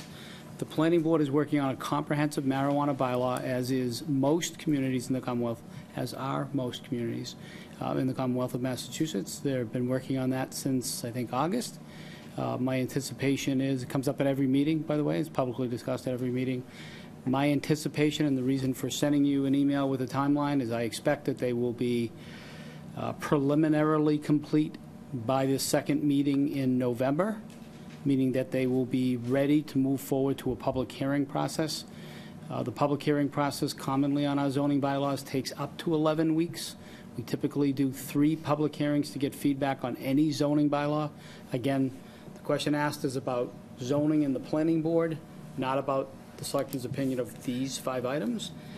My recommendation to the board was that the board weigh in before the planning board was done, because as the chief policymakers, I thought you should weigh in before the zoning component was done, is that I would expect that if they complete their process by the second week in November and follow through with the traditional 11 weeks of public process, which is advertising, 3 public hearings, that puts us to late January, given some holidays in there and so forth, at which time the planning board would be done with their process. They'd have a completely crafted bylaw with feedback from the public and made any revisions based upon that public. Call for town meeting is yours. Call for town meeting is not the planning board's. So from that perspective, it's just a question of whether you want to do an annual, put it on as an annual town meeting. It's not too far off, quite frankly, from the annual town meeting schedule. Planning board, Dick may be able to give you some advice with the zoning experience, but traditionally the planning board would complete all its work by early March for an annual town meeting. So those 2 dates aren't too far off, late January, early February, or March. But the call for town meeting beyond the annual, which is scheduled by the charter, is up to you folks. The reason that I asked, because I did speak, it felt rushed last time we talked about this at our most recent meeting. And my concern is we don't want to rush this, but why was I feeling rushed? I felt as though that there was a huge push to call for a special town meeting and rush the entire project. And that concerned me. So I'm hearing what my board is saying. I'm hearing what our speakers have spoken to. So I've somewhat changed my opinion on that. That I do think it's important that we do let the public know how we feel about this, only to make it public and to address it But at the same point, I do not want this project rushed into a special town meeting. I think it is our control, but this push that I feel perceived to have been happening, I don't know that it necessarily is really the most concerning to me. We do need to do our homework, we need to do it well, but I also do think we need, as elected officials, to set a course in anticipation of a Springtown meeting. So, don't we also need to make our opinions known now so that we don't, let's say, for example, we want to recommend prohibiting one of these things.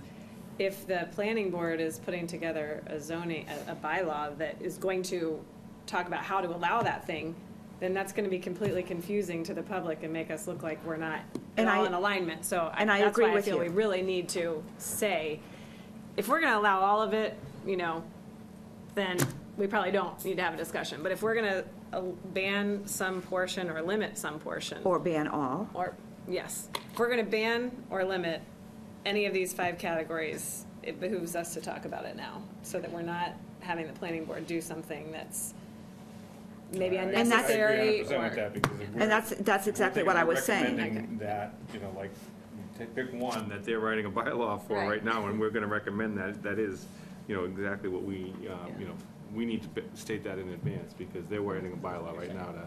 Yeah, that's exactly. Allow that. But that's exactly what I was saying, that I think that we are the elected officials, and we need to set a course for what we think is in the best interest of this town.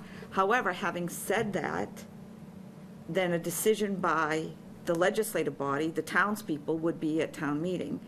And I would strongly recommend that in preparation for that, we take the time and wait till the spring town meeting. As the town manager said, we're awfully close anyways.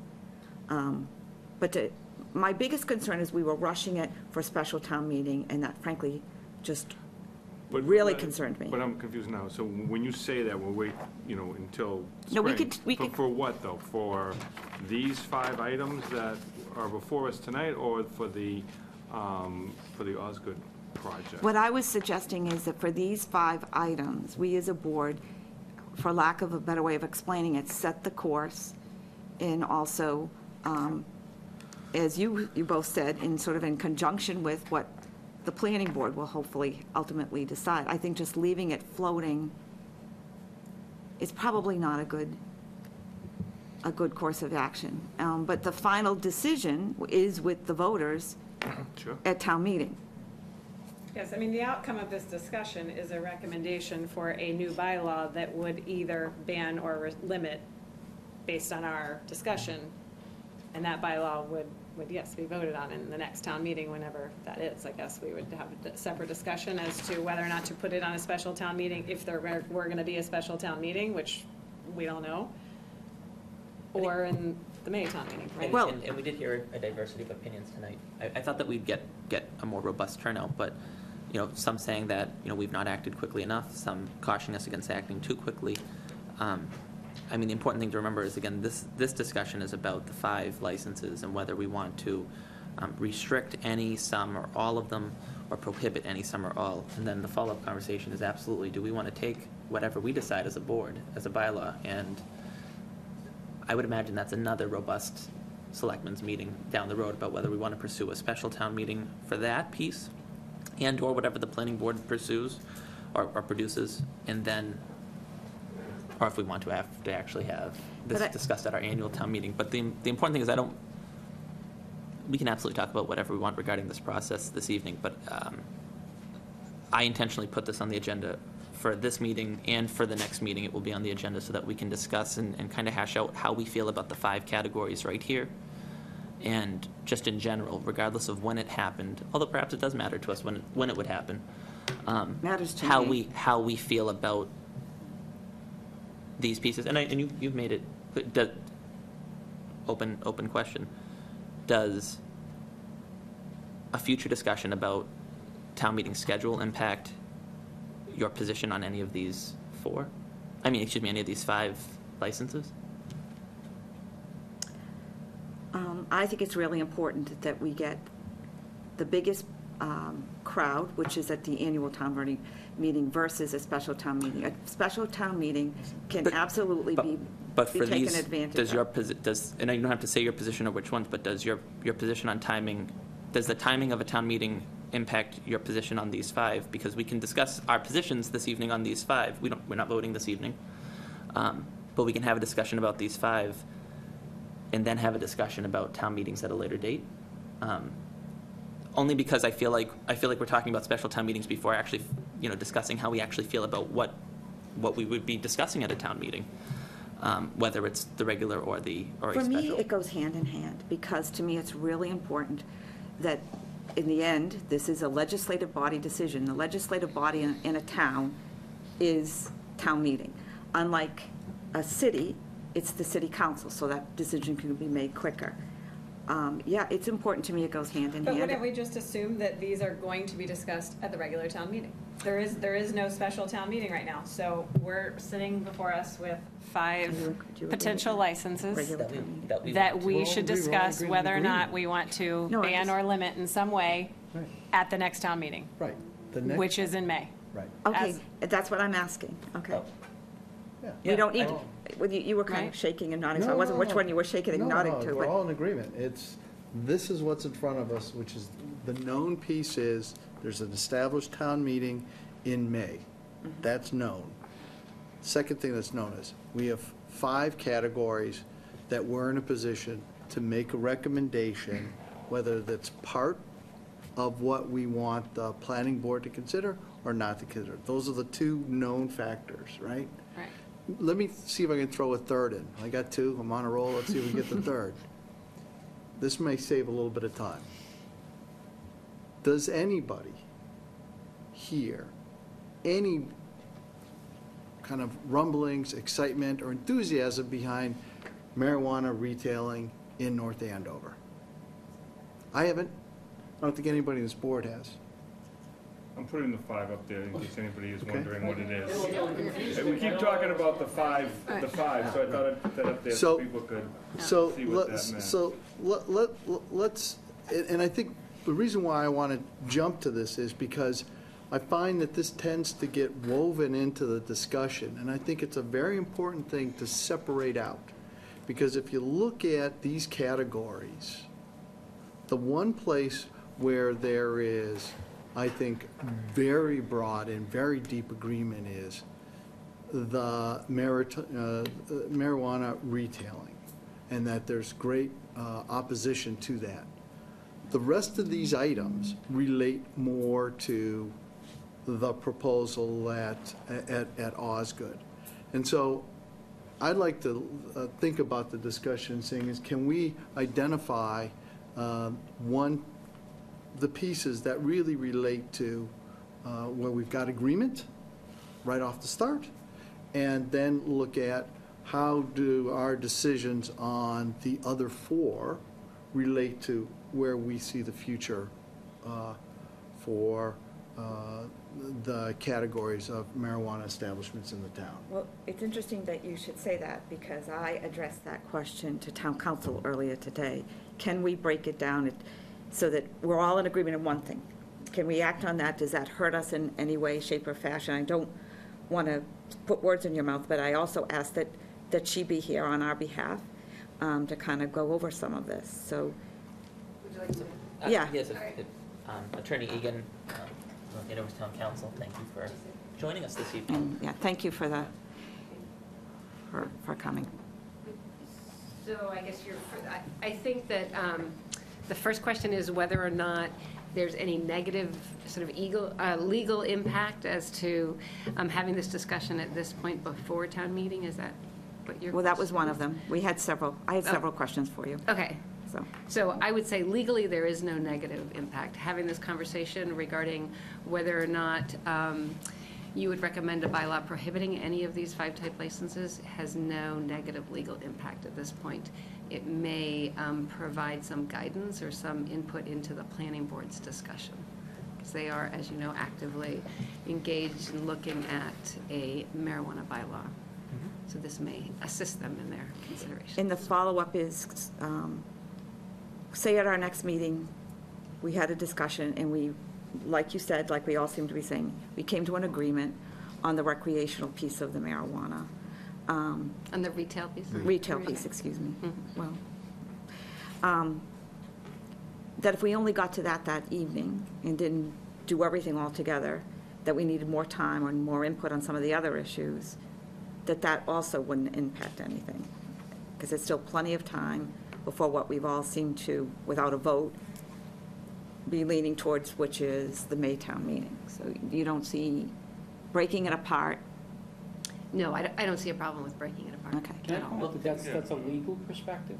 And I would, what I would say is that there's two pieces to this. There's legal, and Suzanne can speak a little bit about what's changed since the law was passed, which was this summer, not a year ago, and what it's meant in terms of the conversation and our timing.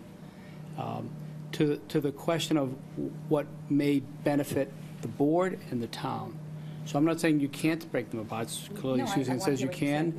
But I think as it relates, again, still to a planning process, if you have strong opinions about other aspects of this, limiting or prohibiting, that's also important to communicate to the planning board. Because in the end, it doesn't mean that the planning board can't, planning board typically process, forget where we are now, if that makes any sense. Think about a traditional process for any zoning change of a planning board. They start a process, they have deliberations, any number of meetings. They decide that bylaw is ready to sort of release to the public.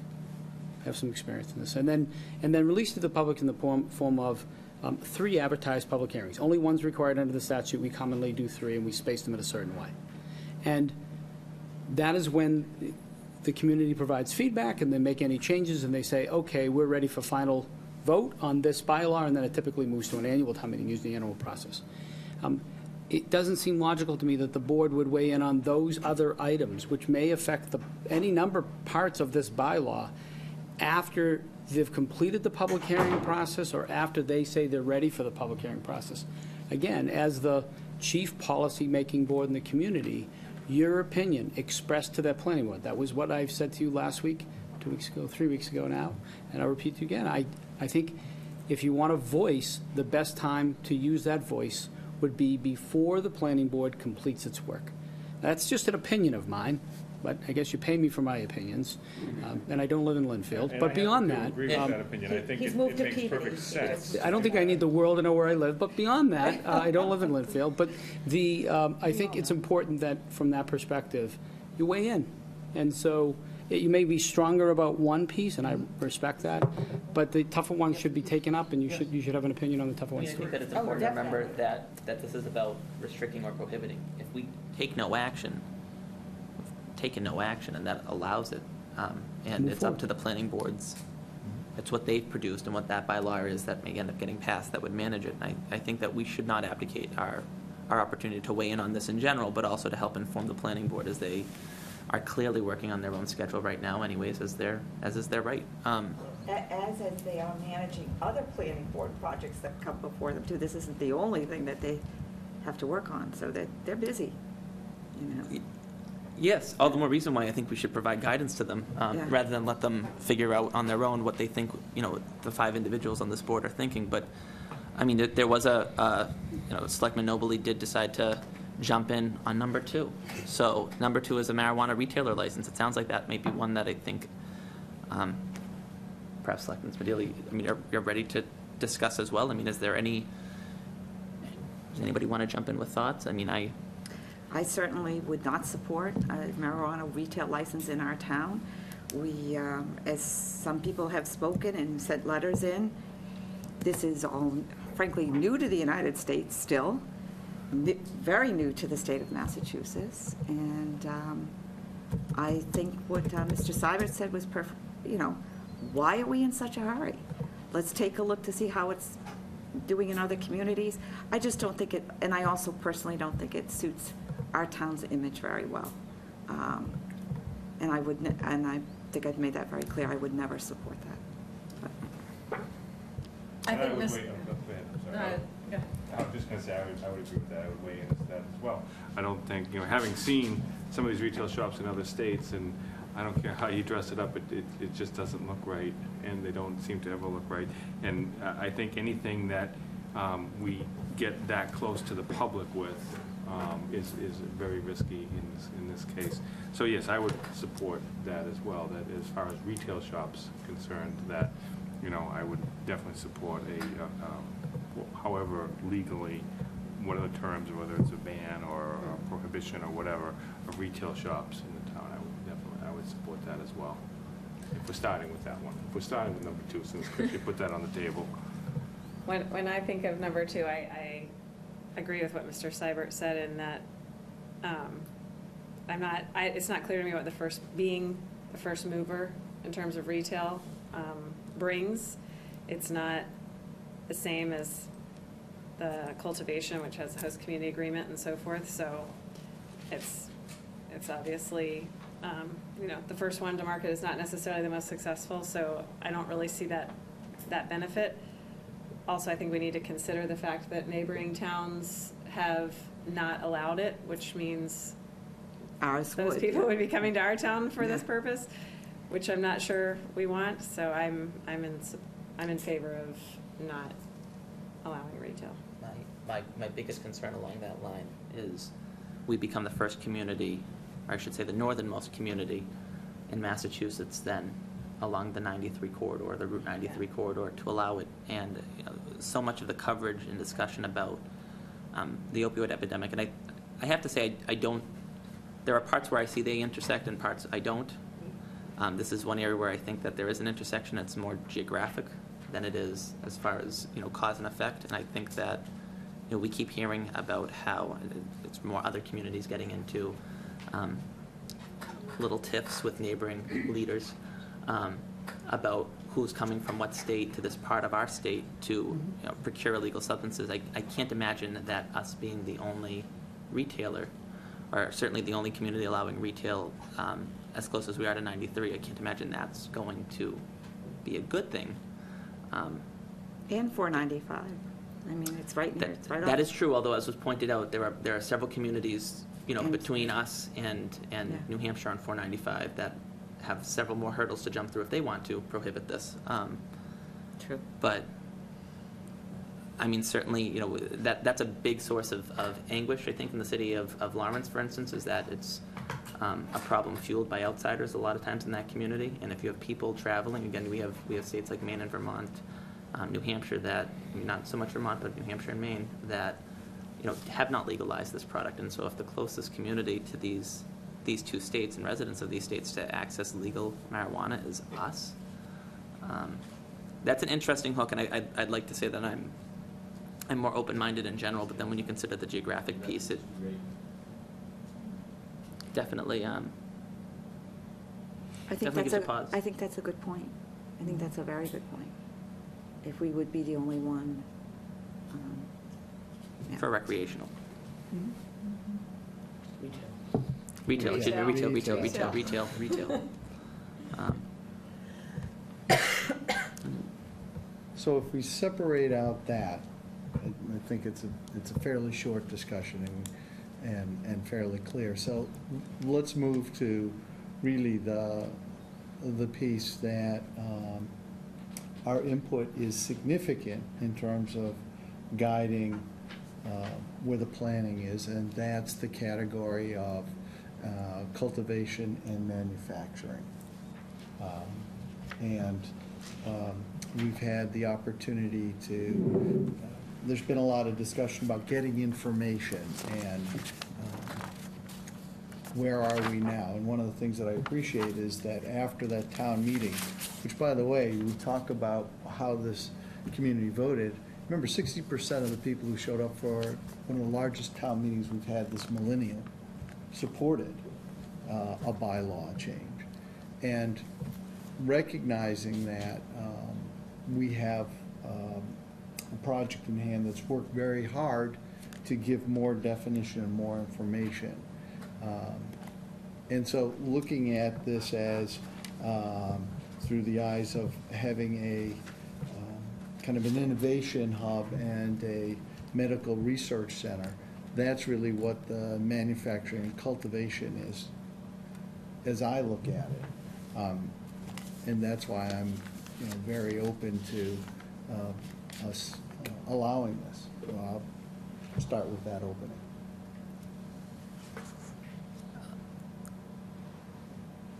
I mean, I think the unfortunate thing about the way the ballot measure was worded is that we never really will understand the motives behind each voter's position on this. Whether somebody voted on it because they want to be able to possess it, whether they voted on it because they want their community to be able to sell it, whether they voted on it because they just thought, people shouldn't be prosecuted for doing things that, in their eyes, should be legal, even if they don't really care specifically about using it themselves. Talking about the ballot. The ballot question, which is really what is moving this.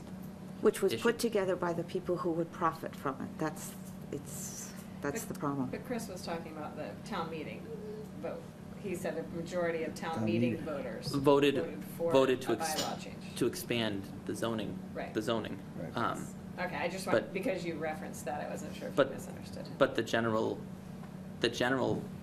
feeling of our town when it comes to voters, it becomes tougher to dissect when you look at what the broader legalization language was, is what exactly motivated them. Some people were perhaps motivated because they saw the tax revenue as a way to really benefit the communities, and that was it, exclusively it. And so I don't want to miss that, because I've really tried to read the tea leaves and gather what people in the community meant. I mean, I think for me specifically about that particular issue when it comes to Osgood Landing, I just want to see it up and humming along, whether it's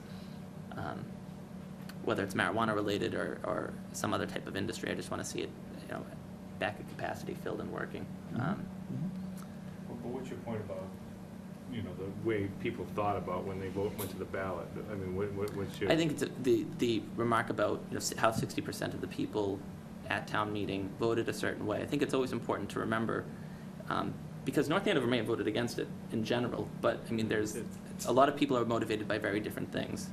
And may end up, because you have to have a black and white position on this, may end up on one side or the other for different reasons. It was more just a general statement that as I pulled it up on my computer, it's a reminder of how long of a law change it was proposing, and how it's really easy to see how perhaps it was a coalition that was cobbled together with some people being motivated for very different reasons. When considering the will of the voters, it's important to remember that. That was just my general statement. Because you had referenced the position at town meeting. Fair. Absolutely.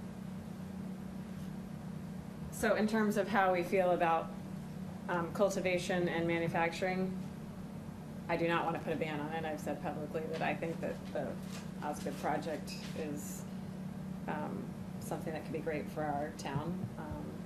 So certainly I'm not in favor of banning it, those two uses,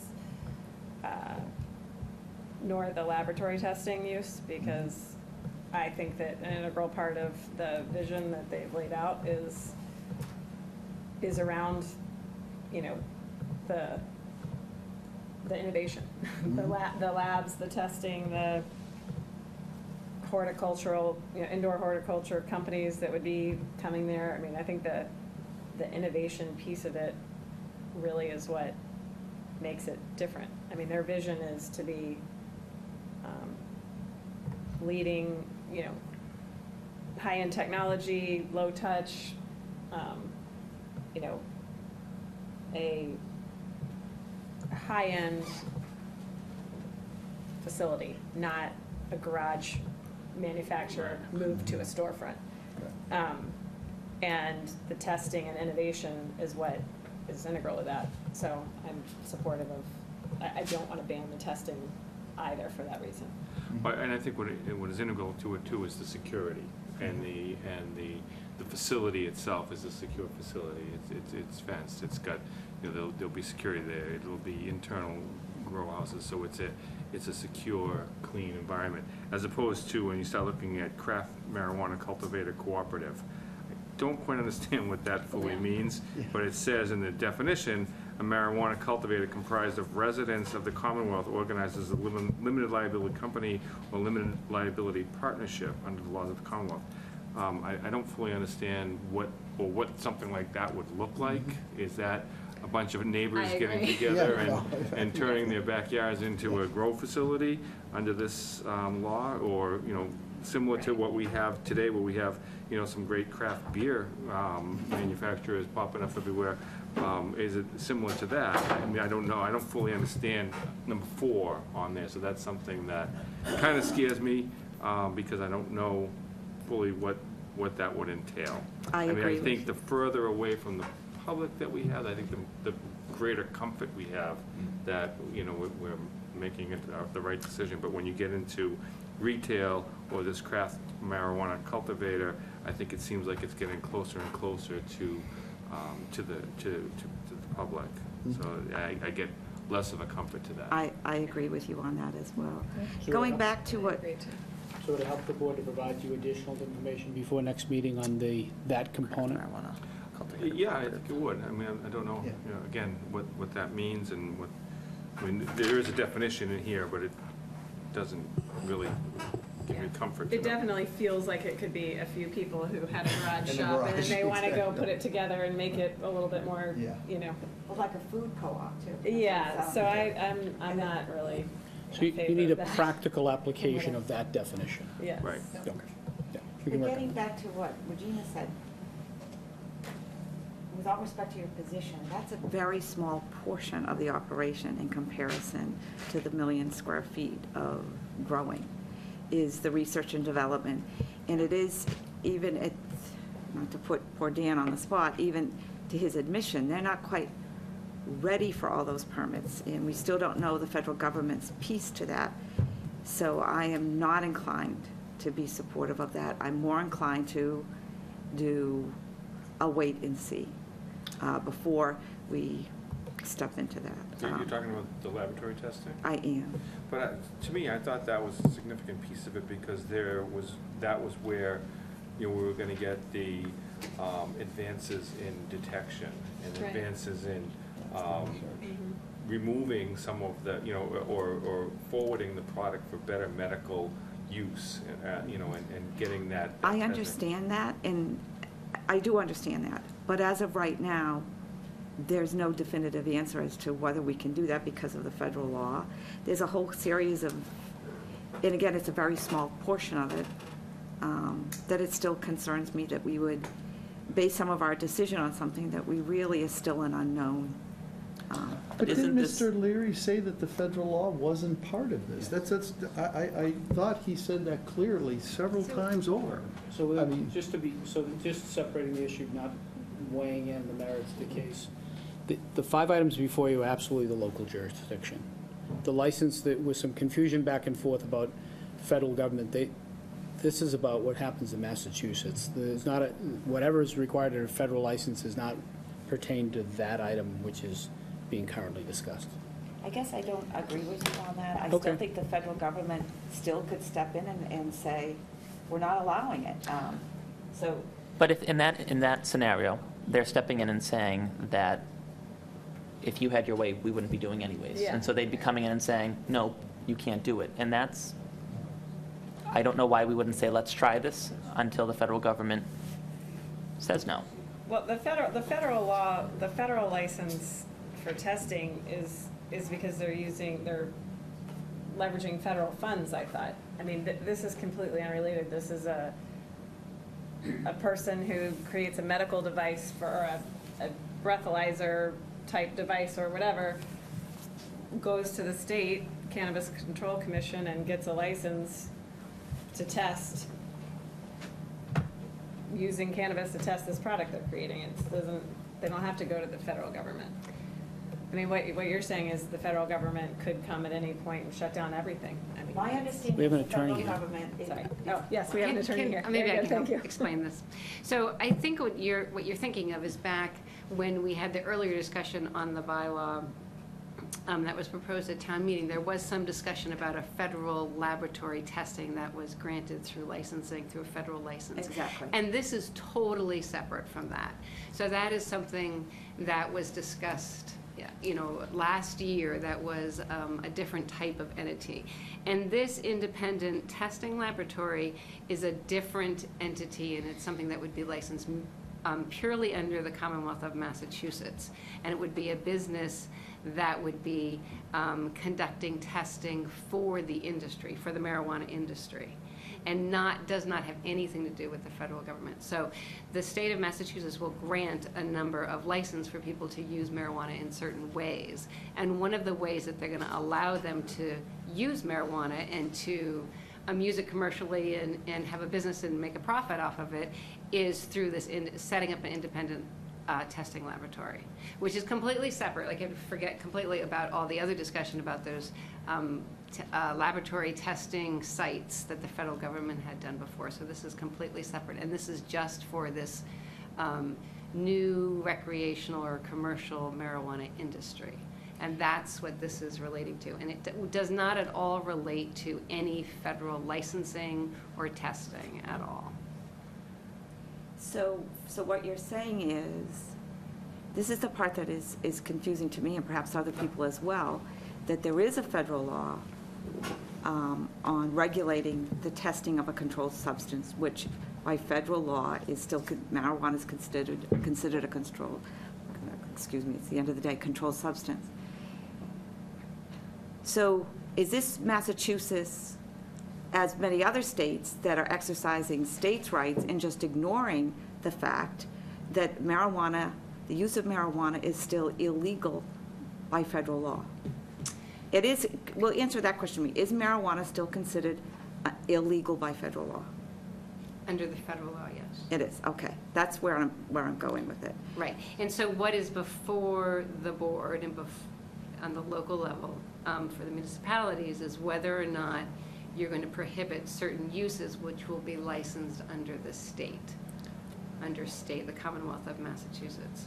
And so your sort of decision, the board's decision and jurisdiction here is to say, within North Andover, what uses are we going to either allow, prohibit, or limit that are licensed under the state of Massachusetts? And that's sort of your sort of jurisdiction and authority is limited to that question. Okay, so you're talking about jurisdiction, but you're also saying that, but we'll just ignore that this is illegal by federal law. So can I ask Rosemary, if I could, by that logic, then we would say that we shouldn't allow manufacturing either because it's illegal federally, but in the state, it's legal. They're ignoring the federal law, and no one's taking action. But I mean, if you're just talking about the testing, I mean, we should really be, I mean, that logic should apply to all of them, but it's not. We haven't got to all of them yet.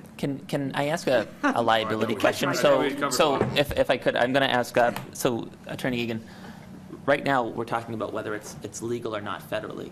Is there any liability for the municipality if there is such a shop located in the municipality of any type, whether it's medical, whether it's cultivation, whether it's retail? Do we have any exposure as a community that hosts them, that may accept tax revenue from them, knowing that they're allowed? No, just to the extent that if there's any criminal activity that's occurring within your town, you don't have, the town itself, the town municipal corporation doesn't have any liability for that. So when it comes to whether or not it's illegal, that's between anybody who operates in the federal government. And that's a risk or exposure that I think has been made clear, especially with the changeover with the Attorney General, that it is a possibility. But ultimately, I mean, it's something that is allowed right now in Massachusetts, and nobody's weighing in on this federally. So why not put our local policies in place that are consistent with state law? And if the federal government wants to crack down, the federal government can crack down, but there's no liability for us by putting policies in place, bylaws in place that acknowledge the reality, which is that this is a state law that's been passed. It's a little bit of a word salad right there, but I mean, as long as there's no liability on our part, I just don't see the big concern about whether it's still illegal at the federal level. Except, see, I'm taking it beyond that. I'm taking that if they did, I'm taking more of the wait-and-see approach for a variety of reasons, but also, too, so we have a $100 million project that is our last major resource for economic development. And I think there is a bit of a risk. First of all, I don't think it's good for the image of the town.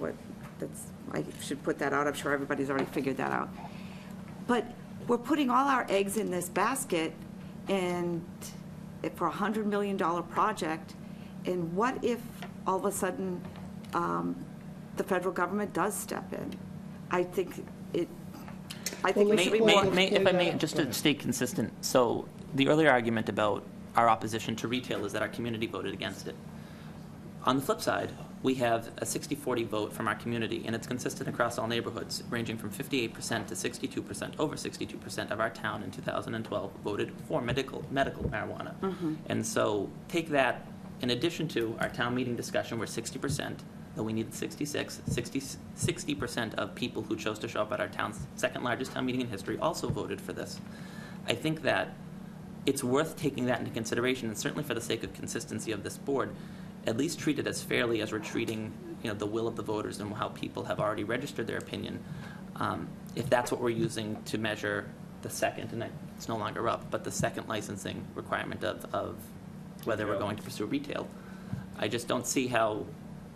I struggle with looking at that, and I think it's fair to say, if our town didn't want that, I struggle then with also saying, well, but even though 60% twice, it just so happens it's coincidentally 60% in both instances voted because they wanted this type of facility, and they wanted the state to allow this. It just doesn't jive with from one end of our conversation to the other, and I think it's worth considering.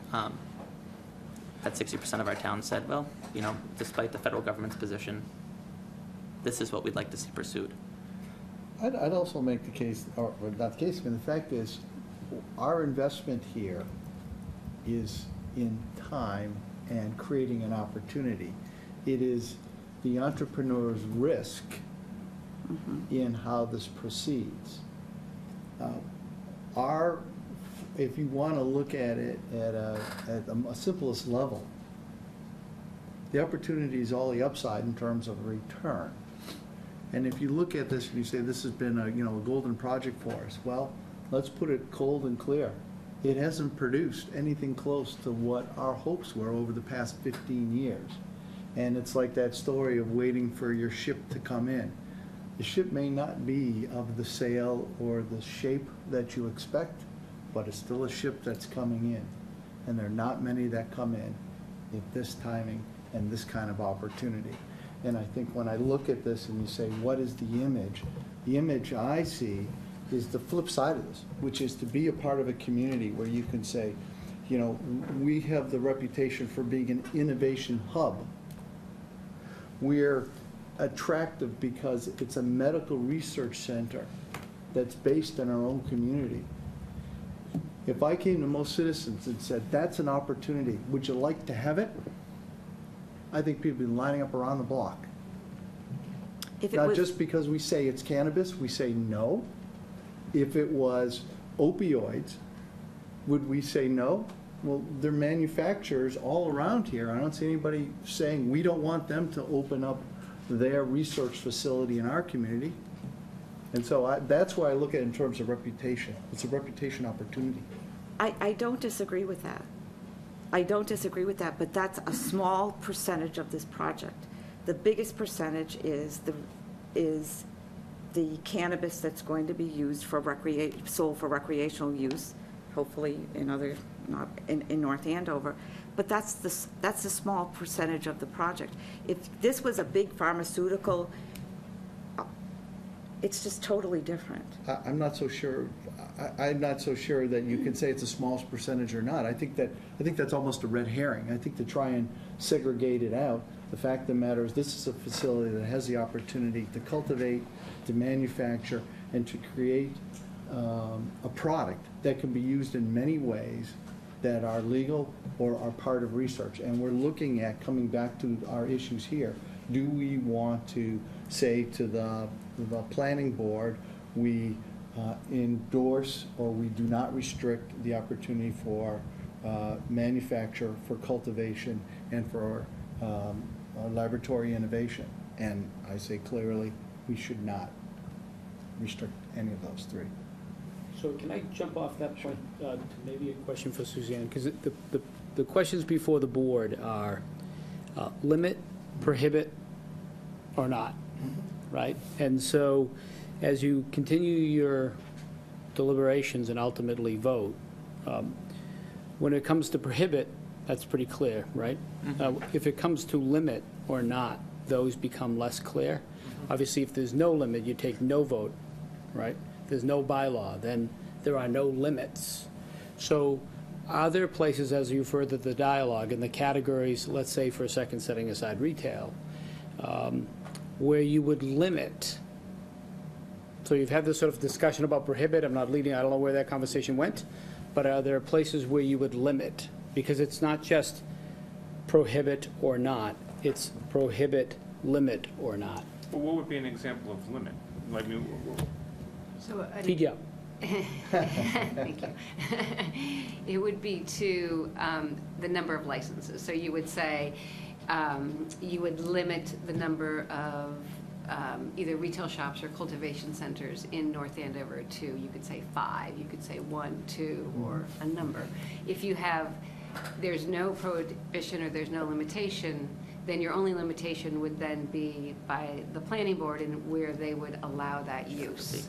And so the Board of Selectmen has that opportunity to say, at this point, do you want to limit the uses that you would allow? So in other words, if we don't put a limitation on it, then there could be and we allowed cultivation. Cultivation, right. Another cultivation center could spring up on Holt Road. Right, so where the planning board could say, in their bylaw, they could propose a bylaw that said marijuana cultivation will be allowed in any industrial or commercial district as a matter of right, or by special permit. And so then you would leave open the entire town into any of those districts where marijuana cultivation could occur. Or you could say we want to limit this to one area. But if we said we wanted to, can we say we want to limit it to one area or within a certain number of feet from residential or whatever, or that's only on the planning board to do that? So the time, place, and manner, which is we're going to limit it from certain setbacks and certain areas, would be more planning board, but the number of cultivate or marijuana enterprises would be something for the Board of Selectmen to put in a general bylaw. So could you also say that we would just limit it to research and development and not for retail? You know what I'm saying? It's just that it's tied together to, the biggest piece of the project is clearly the retail. I mean, let's be honest. I can respond to that question. Thank you. So the state does not, there is no specific category under the state that says it's research and development. And there isn't a research and development marijuana license. So if the planning board, so if there was a general bylaw that stated we're limiting this to marijuana research and development, that wouldn't be helpful. No, fair enough, but I think that's that's me not explaining it well enough. In order to get what I would consider a pharmaceutical research and development, which could be beneficial, could be also a means of testing for toxic levels. We talked about the machine. I've always been in favor of that. It's just that it is tied to this huge retail sales piece. So recreational is what you mean to be saying, not retail, I keep flipping my word. Are you meaning retail? Because we've all said we think we should ban retail, I think. The recreation, so all right, it's the other R. I keep interchanging the. It's very important. Research and development, but you're talking about with respect to the laboratory testing. You're not talking about the retail sales. You're talking about. But the two are tied together with the applicant, but I suppose we shouldn't be talking to the applicant. We should be talking only to what's good for the town of North Andover. I've always been, if this was a project that was a true research and development pharmaceutical project that was just pharma, who wouldn't, as you said, who wouldn't be supportive of that? Yeah. But it's just a small portion. Your concern is that your concern is that the growth. One moment, Andrew. Your concern is that the growth at the site, the majority of the growth, could then be going to retailers outside of North Andover. That's the concern. Well, that too. That's separate from what I was talking about. What I'm saying is. So what is the concern with what they're growing? If you're not concerned that they're giving it to other retailers, I don't understand your position. Me either. Yeah. That's what I've. Yeah, help us understand, because if nobody's sitting here saying we support retail In town, okay, and we're supporting, and we're saying this is cultivation, manufacturing, and research, where's the problem? It is the massive quantity of growing marijuana, if it was, which is the larger percentage of their project. If it was just research and development and pharmaceutical, that's a totally different thing. So you don't want them to grow it? Yeah, I'm not saying it correctly. In general, you are against the retail Cultivation. cultivation Yes, of thank you. marijuana for retail sales, Yes. not medical use, regardless of whether it's sold in North Andover, or if it's sold in Linfield, or if it's sold wherever. You're not in favor of that. But wasn't that what Sorry you just about asked, and Linfield. you said no? Next up, we'll name kids and addresses. That's, you don't live in Linfield. I don't. So, I mean, but I think that's what you're. Yes, and that's why it's, in order to get this, it's tied to this bigger project that I do not support. So just. And I'm sorry that I've made this No, unclear to everybody. Did you get it? Did you get it? The bottom line is there are 5 categories, you've discussed one. The other 4 cannot be parsed or redefined. They are broad categories, and whatever is defined under that category, and everything that's allowed under that category is allowed. So you can't take category number 1, 3, 4, and 5, and subdivide them to say, we want to limit this part of what that may be and allow this part. It's either you vote to allow, limit, or prohibit all 5 in total, however they're defined by the Commonwealth. You can't say, well, cultivation is a particular item, and I'm okay with cultivation for medicinal purposes or cultivation for R&D purposes, but I'm not okay for cultivation if it's going to go to a retail shop anywhere else in the Commonwealth. It's either cultivation. That's very helpful. That's Can you very subdivide the helpful. You can't- cultivation into definitions? No, but I think what Andy just said is very helpful, because that says, unless he's wrong. Well, unless he's wrong. So, I'm not saying that you're wrong, but there is a distinction between medical marijuana licensing. We're not talking medical. This is R&D, the discussion. R&D, yeah. Okay. Cultivation for R&D versus cultivation to be sold for retail purposes is under cultivation. Yes, okay, that's correct. There is a parsing between medical Yes. cultivation and commercial cultivation, Correct. but not any other distinction. So basically what you're saying is, when you buy the Cadillac and it's got the package of options, you can't pick or choose because it comes with that package. And so When you buy the farm, you buy it the might be better whole thing. agricultural purposes. But that's important to know, and I think that's helpful for, I think, the general community to recognize, which is, this isn't, we can't quite mix and match for optimal, for everybody's benefit, that to a certain degree, some of this comes with it, just like the general risk factor. And so what we're really tasked with here is saying, do we feel comfortable in having these 5, or some of these 5, being part of this community? And can I just add one thing, not to put another layer on this, but there is, keep in mind that what you're considering is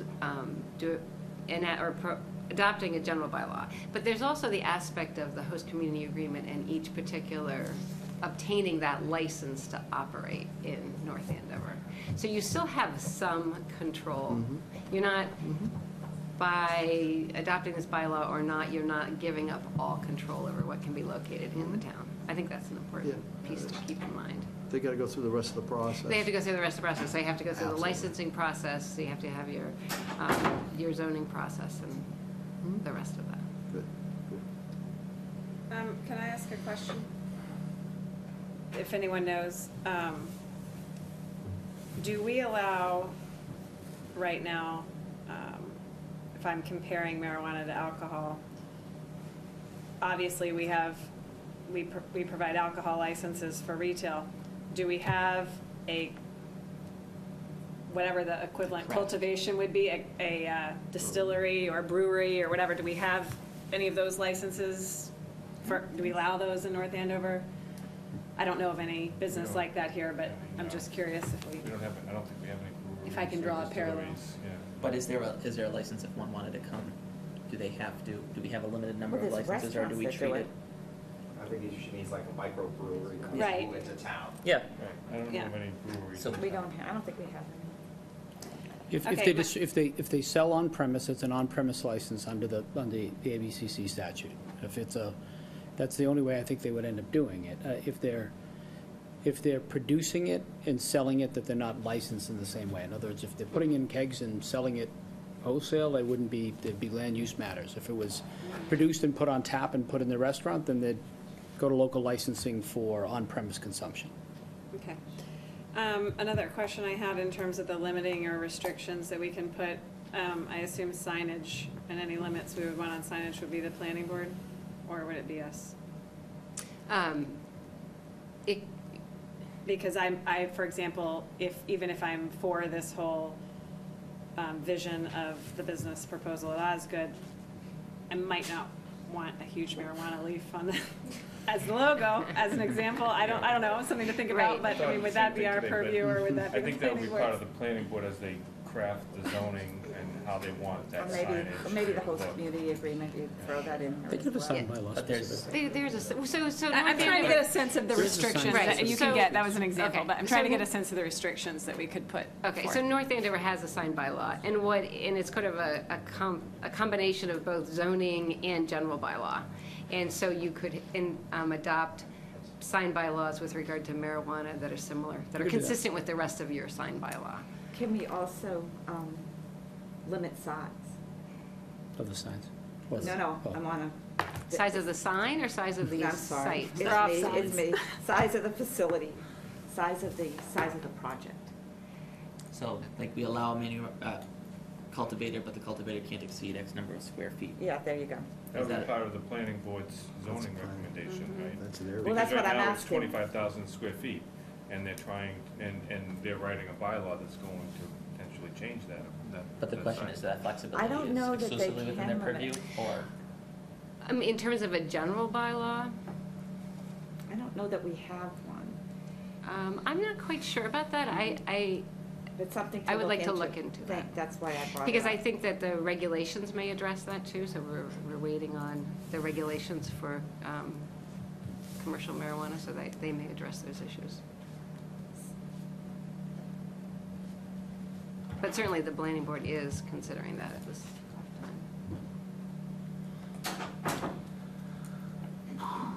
So I think we have some questions you would like us to provide you answers to going into next meeting. And we will attempt to do that. Any final thoughts or direction that we'd like to give town council or the town manager? No, other than thank you for coming in. You're welcome. Thank you, Suzanne. Thank you. Thank you, Susan.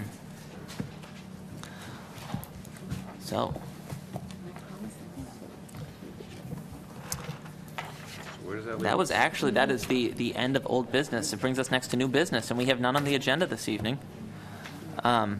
It then brings us back to general public comment. If there's anybody in the audience this evening with general comment. Or? He can't help himself. Stan Lippert, 43 Stone Cleve Road. I just wanted to express my appreciation as a town resident to Mr. DeCollegiero, Ms. Chris Allen, and all the wonderful volunteers in the town itself who was so supportive of a wonderful activity this summer. I thought that farmers market just came off spectacularly. It made us Thank you, look Stan. as good as we always like to think we look. So I really wanted to thank you and all the people who worked on that for a wonderful addition to hopefully what will be an annual tradition now in North Andover. Thank you, Mr. DeCollegiero. Thank you, Stan. Well, thank you, Mr. Limpert. And share it with the committee. Yes, I will absolutely. We're meeting Probably tomorrow can't night see to it, but close out. There's another person over here who would like to public comment. And ma'am, if you wouldn't mind, just approach the microphone and give your name and address. My name is Ann Gleason. I live at 28 Brad Street Road. I've been a resident of North Andover for almost 30 years. I'm a healthcare provider in the state, licensed for about the same amount of time. I'm in the current graduating class for addiction counseling certificate at Middlesex Community College. And I'm the mother of a 25-year-old, beautiful, talented, intelligent young woman that went to school here in North Andover who identifies herself as a heroin addict. So I have a lot of content knowledge. I have a lot of education. And I have a lot of experience that gives me the courage to just come up here and talk to you tonight. I was going to ask maybe before you make any decisions that you could consult with somebody who has experience in addiction counseling. Because I believe that 30 years ago, the pharmaceutical industry in this country lobbied our government, contributed to our politicians' campaign finances, and convinced us all that they had wonderful drugs that were going to be harmless and less dangerous than alcohol, that those drugs would be controlled, manufactured safely, prescribed by scrupulous medical doctors. The industry would provide jobs. Tax revenues would come back to our communities and fund our schools. And 30 years later, none of that has happened. 30 years later, the pharmaceutical industry has made money hand over fist. It continues to do so on the backs of our kids. And I believe that I think the general public is under the assumption that marijuana is harmless. It is not harmless. We have scientific evidence that excess use of marijuana can cause psychosis in an adolescent brain. The day that you have to call McLean Hospital and beg somebody to help your kid that is off the rails because they can't stop smoking pot, I would not wish this on my worst enemy. To tell us that this is a great way for our town to make money, it's false. If somebody tells you that marijuana is not a gateway drug, they are lying to you. And if you continue to believe it, then you're in denial. It is most certainly a gateway drug. So I can't help but look at these people that come to our town, and we said no to them in May, and they're back because they want money. They want our money. They want our kids' money. And I was not going to talk here tonight. I wrestled with myself because I believe that people are going to do what they're going to do. They believe that they want pot, they want it available, they don't want to hide it anymore. You want to have it in our town, but you don't want to put the sign up. That's wrong. You have to think about that. You have to think about what your decisions you're making, what are going to happen to our kids in 20 years. We are in the worst public health crisis this country has ever seen. It's killing more people every year than ever got killed in Vietnam. If you saw 60 Minutes last night, you can read it in the Globe today. The politicians helped enable or disable the DEA from ever arresting anybody in the pharmaceutical industry. Everyone's dying. I read our paper, the Globe and the Sun, every day. There are 2 to 3 deaths of young, healthy kids. They're in their 20s. They're leaving children orphaned. Their grandparents are raising them. Our state taxes are raising those kids, putting them through school and paying for their mass health bills because their parents are dead. They're not partying anymore. They're not experimenting. They're not having fun. They're not treating their own anxiety. They're not relaxing. They're dead. Please, I beg you to think very, very clearly about what you're doing by allowing this in our town. It's not a windfall for our town. Thank you. Thank you, Ms. Gleason, and for sharing your personal story. Any additional public comment this evening? Okay. Town Manager's report. Mr. Manager. As presented. Any questions for the manager this evening? Beyond the many that have been asked this already. That being said, our next meeting date is Monday, October 30th, 2017. And I will hear a motion to adjourn. Motion made by Selectman Smedili. Do I hear a second? Second. Seconded by Selectman Nobley. All in favor? Aye. We're adjourned.